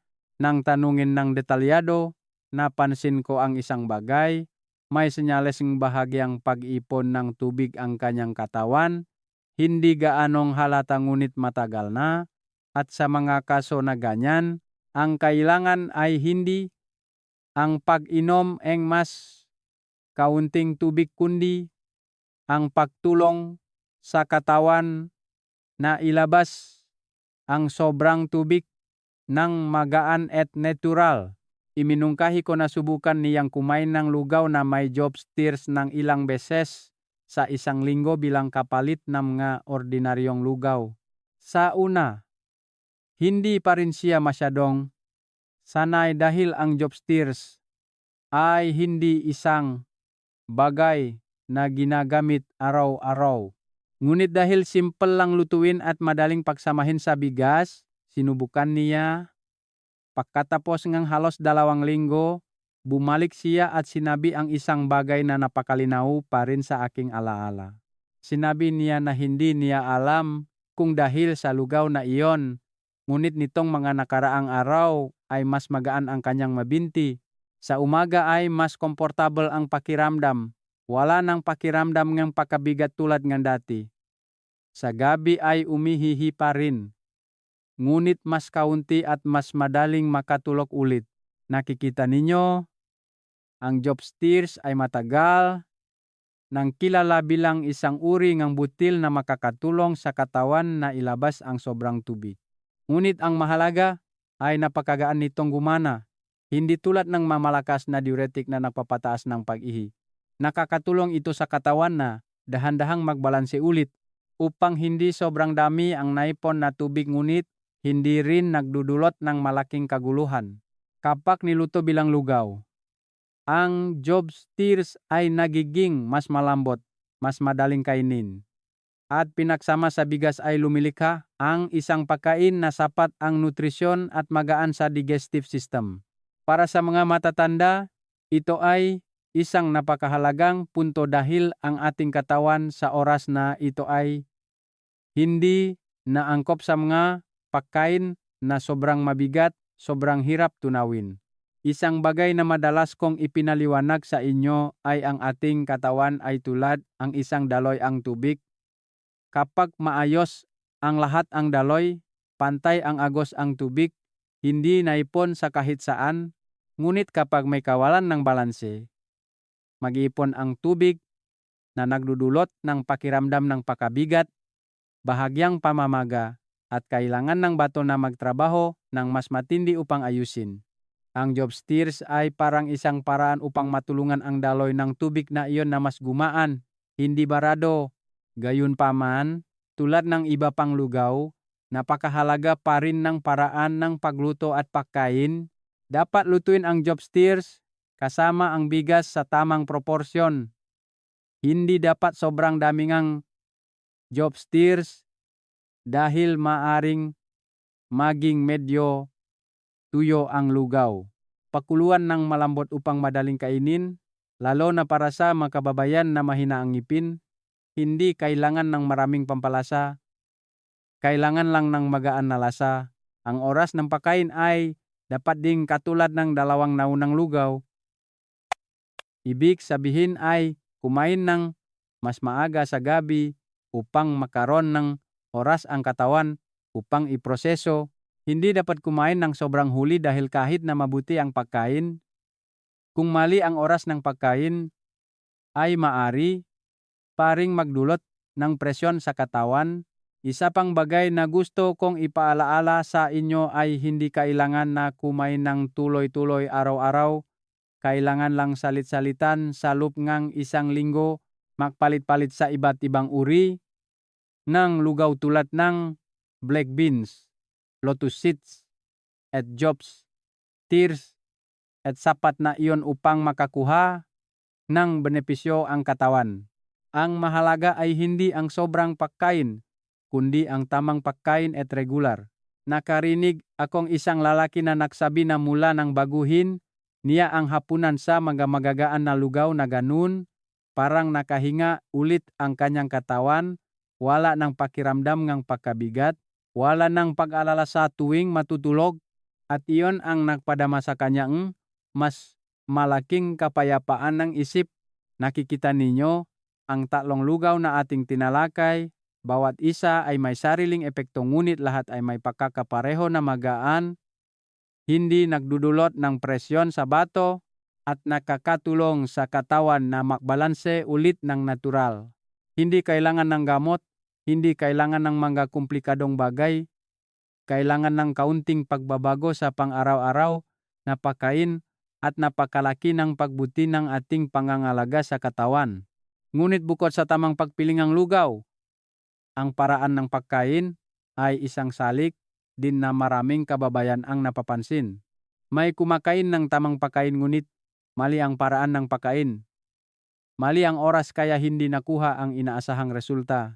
At sa susunod na bahagi, ibabahagi ko sa inyo ang mga napakasimpel ngunit napakahalagang prinsipyo upang kapag kumakain kayong lugaw, ay hindi lang basta busog kundi talagang inaalagaan at pinapagaling ang katawan. Maginigili kong kababayan, sa puntong ito, marami sa inyo ang mag-iisip na sapat na ang pagpiling tamang uri ng lugaw tulad ng black beans, lotus seed, at jobs tears upang mapabuti ang kalusugan. Tama iyan ngunit hindi sapat. Dahil sa loob ngang mahigit 35 taon ko sa propesyon, napansin ko ang isang napakahalagang bagay.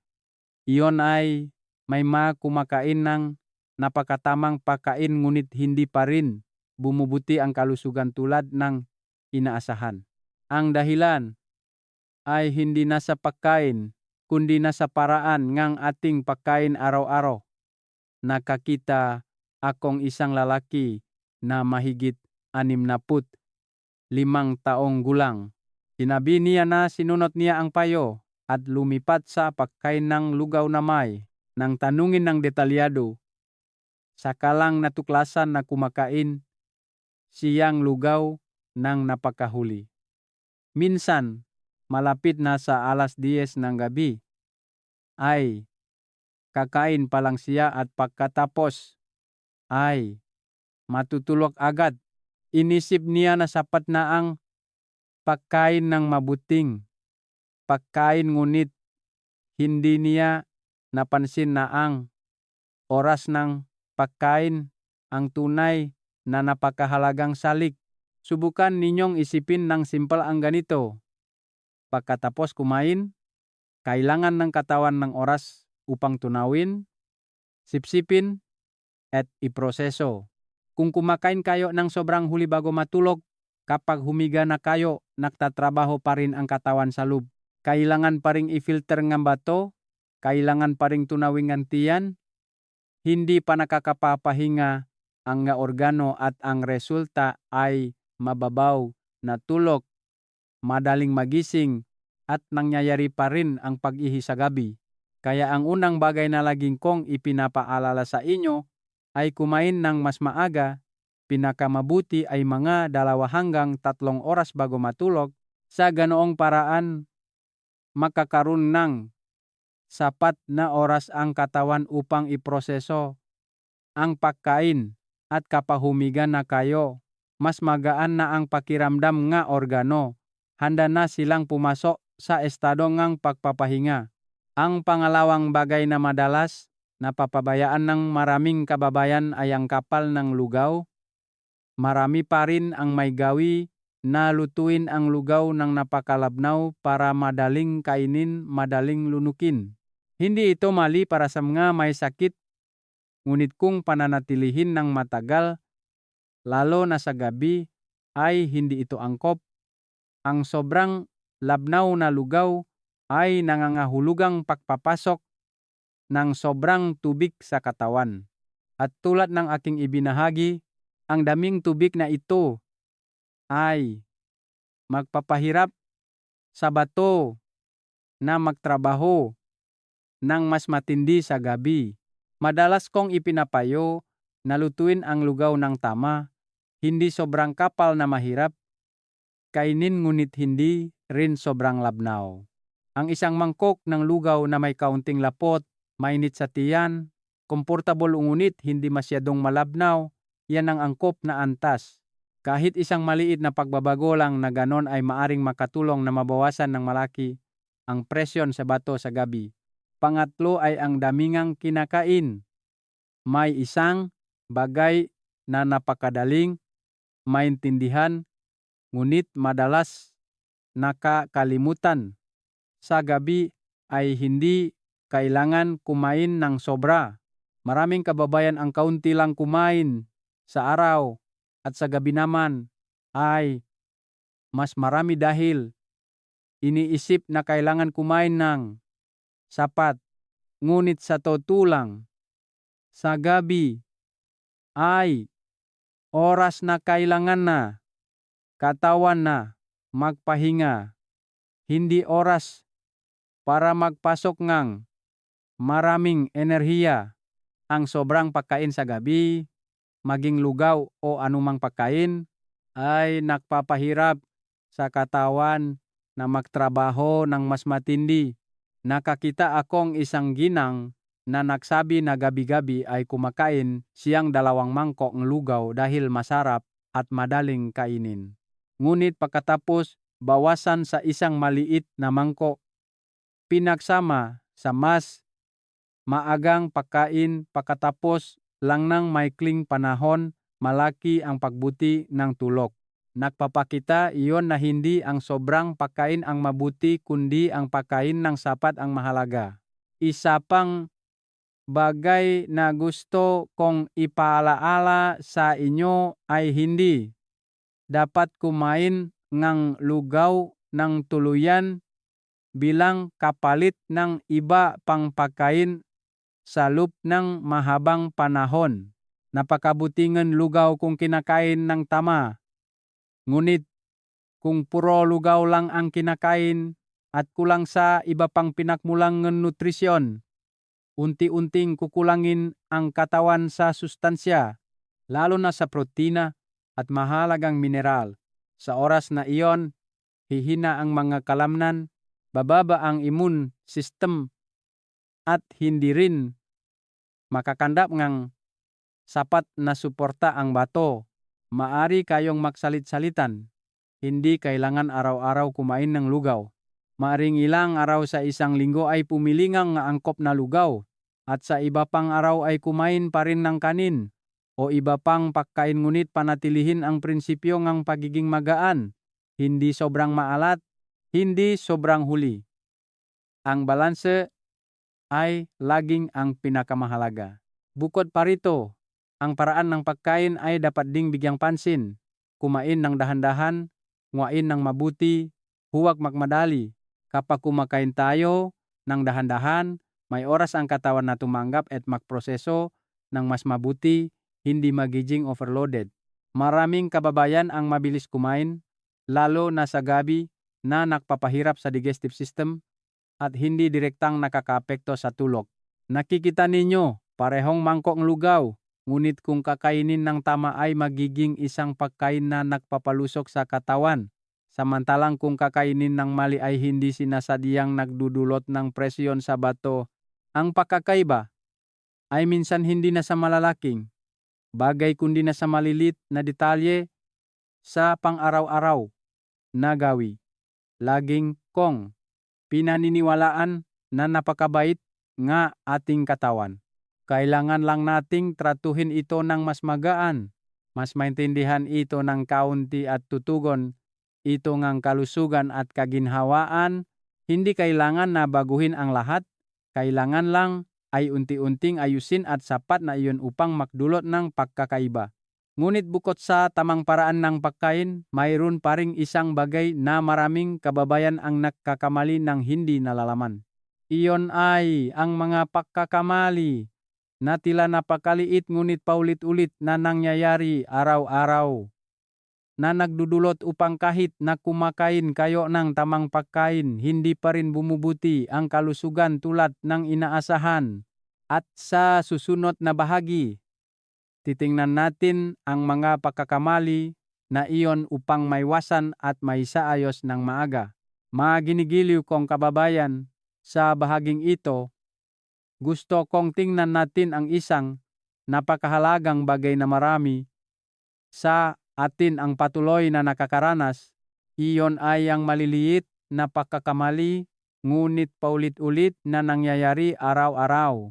Ang mga pagkakamaling ito ay hindi maingay, hindi malinaw, kaya madali nating napapansin, ngunit sila mismo ang dahilan kung bakit kahit na nagsisikap kayong kumain ng maingat, nakapili ng tamang lugaw, hindi pa rin bumubuti ang kalusugan tulad ng inaasahan. Ang unang pagkakamali na madalas kong nakikita ay ang pag-isip na ang pagkain ng lugaw ay laging mabuti. Maraming kababayan ang lumilipat sa pagkain ng lugaw gabi-gabi at pinanatili ang gawin na iyon sa loob ng maraming buwan, maging maraming taon. Sa una ay magaan ang pakiramdam ng tiyan, comfortable, ngunit sa katagalan ay nagsisimula ng makaramdam ng pagkapagod, panghihina, madaling gutumin, kulang sa lakas ang katawan. Ang dahilan ay kahit gaano pakabuti ang lugaw, hindi pa rin nito kayang palitan ng ganap ang iba pang uri ng pagkain.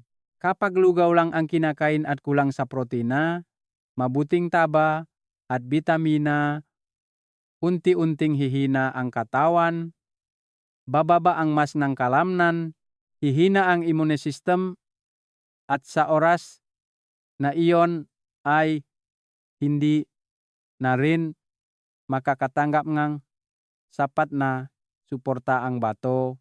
Nakakita akong isang ginang na nagsabi na mula nang lumipat siya sa pagkain ng lugaw sa gabi, mas gumaan ang pakiramdam ng kanyang tiyan kaya pinanatili niya iyon.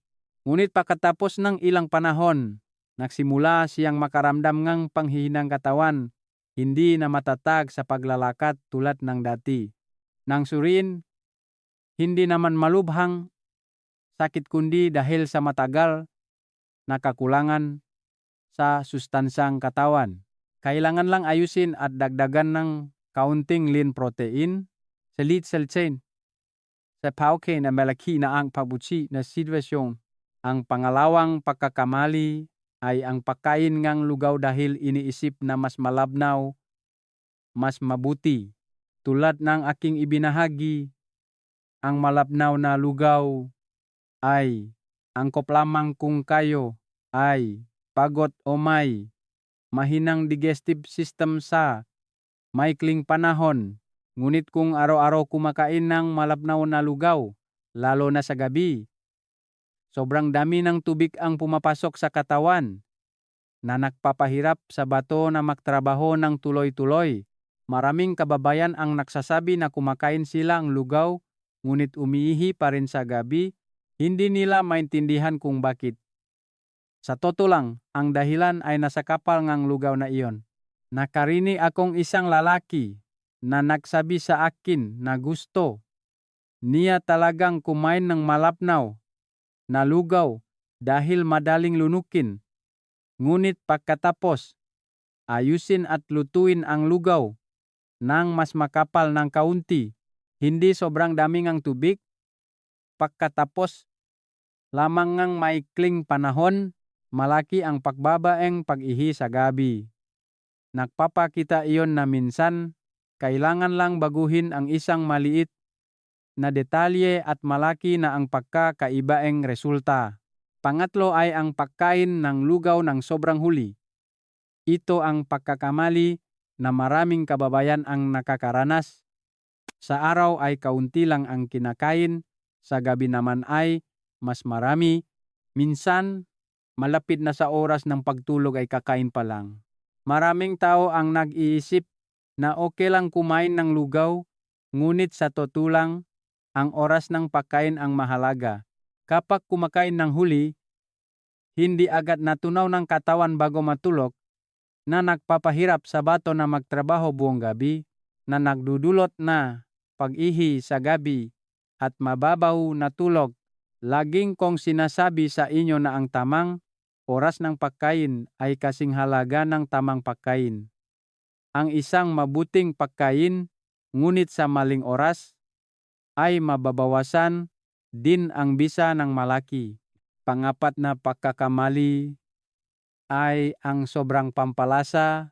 Maraming kababayan, kapag kumakain ng lugaw, nakakaramdam ng pagiging plain kaya nakdadakdak ng asin, patis, o sinasamahan ng atsara, pinatuyong isda. Nagpapasarap ito sa lugaw. Mas madaling kainin, ngunit hindi sinasadyang nagpapataas ng damingang asin sa katawan. At tulad ng aking sinabi, pipigilan ng asin ang tubig na nagpapahirap sa bato na magtrabaho ng mas matindi sa gabi. Nakakita akong isang lalaki na nagsabi na kumakain siyang lugaw ngunit may bahagyang pamamaga pa rin ng magabinti, umihi pa rin sa gabi. Nang tanungin ng detalyado, saka lang ikinwento na kailangan niya laging lagyan ng kaunting alat ang lugaw pagkatapos unti-unting bawasan ang dami ng asin, kailangan lang kumain ng mas plain ng kaunti at malaki na ang pagbuti ng sitwasyon. Panglima na pagkakamali ay ang pagkain ng tamang pagkain ngunit hindi matiyaga. May mga kababayan na sumusubok kumain ng lugaw na may black beans o lugaw na may lotus seeds ng ilang beses. Nakikita na walang malinaw na pagbabago kaya itinitigil. Ngunit ang ating katawan ay hindi nagbabago sa loob ng 1 o 2 araw. Kailangan ng oras ang lahat, kailangan lang panatilihin ng regular sa loob ng 1 o 2 linggo, maging mas matagal ng kaunti at saka palang magsisimulang makita ang malinaw na pagkakaiba. Ang pag-alaga sa kalusugan ay tulad nga pagtatanim ng puno, hindi maaring ngayon magtanim ng buto at bukas ay may bunga na. Kailangan diligin ng regular, alagaan araw-araw upang lumaki ang puno. Ang huling pagkakamali na gusto kong banggitin ay ang sobrang pagdepende sa isang pagkain. May mga nakarinig na mabuti ang lugaw na may black beans kaya kumakain ng tuloy-tuloy. Araw-araw kumakain. Pinapansin ang iba pang pagkain, ngunit kailangan ng iba't ibang uri ng pagkain ang ating katawan. Bawat uri ng pagkain ay may sariling papel. Kung isang bagay lang ang kinakain, kahit na mabuti, hindi pa rin ito kayang nakikita ninyo ang mga pagkakamaling ito ay napakapamilyar, napakapang-araw-araw. Hindi dahil sa hindi kayo interesado sa kalusugan, kundi dahil hindi pa ninyo lubusang naiintindihan kung paano gumagana ang inyong katawan. At kapag naintindihan na ninyo, hindi rin mahirap ang pag-ayos. Kailangan lang kumain ng mas maaga ng kaunti. Kumain ng mas plain ng kaunti.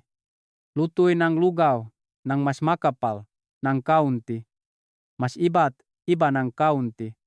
Mas matiyaga ng kaunti. Ang maliliit na pagbabago na iyon, kapag pinagsama-sama, ay lilihang napakalaking pagkakaiba. At kapag naintindihan na ninyo ito, ang huling bahagi na gusto kong ibahagi ay hindi nakaalaman kundi isang napakagaan na mensahe tulad ng isang pag-usap sa pagitan ng mga miyembro nga pamilya upang madala ninyo at magamit sa inyong pang-araw-araw na buhay. Mga ginigiliw kong kababayan. Sa puntong ito, naniniwala ako na bawat isa sa atin ay napansin ang isang napakasimpleng bagay, ngunit napakahalaga. Ang ating kalusugan ay hindi nasa malalaking bagay, hindi nasa mamahaling bagay, kundi nasa maliliit na gawi araw-araw, lalo na sa bawat pagkain na iniisip nating normal lang. Maaring dati ay inisip ninyo na ang pag-ihi sa gabi ay dahil sa katandaan. Isang bagay na hindi maiwasan. Ngunit ngayon ay naintindihan na natin na hindi laging ganon. Maraming kaso na kailangan lang baguhin ng kaunti ang paraan ng pagkain, lalo na sa hapunan at iba na ang tulog, mas magaan na ang pakiramdam ng katawan at mas komportable na ang buhay. Laging kong naalala ang isang pahayag na sinabi ng isang lalaki sa akin na ang katandaan ay hindi natatakot sa sakit, kundi sa pagkapuyat.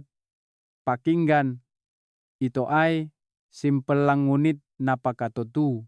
Kapag hindi masarap ang tulog, lahat ng bagay sa araw ay nagiging mabigat. Ngunit kapag nakatulog ng buo, sa umaga ay magaan ang pakiramdam. Maliwanag ang isip at natural na nagiging mas madali ang lahat. At ang pinakakinagagalakan ko ay hindi ang tandaan ninyo ang lahat ng aking sinabi kundi kailangan lang na tandaan ninyo ang 1 o 2 bagay, ngunit magamit ninyo tulad ng kumain ng mas maaga ng kaunti, kumain ng mas magaan ng kaunti, pumili ng mas angkop na lugaw ng kaunti.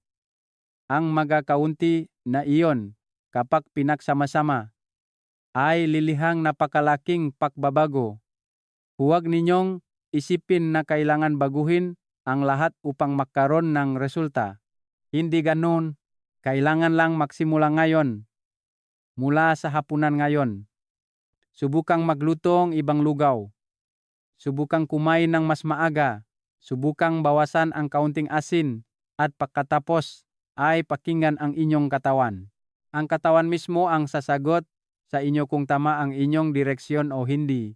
Laging kong itinuturing ang pag-alaga sa kalusugan tulad ng pag-alaga sa isang puno. Hindi kailangan araw-araw, diligan ng sobrang daming tubig, kailangan lang regular, magaan, at tama ang paraan at kusang lalaki ang puno, magiging berde at malusok. Ang ating katawan ay ganun din.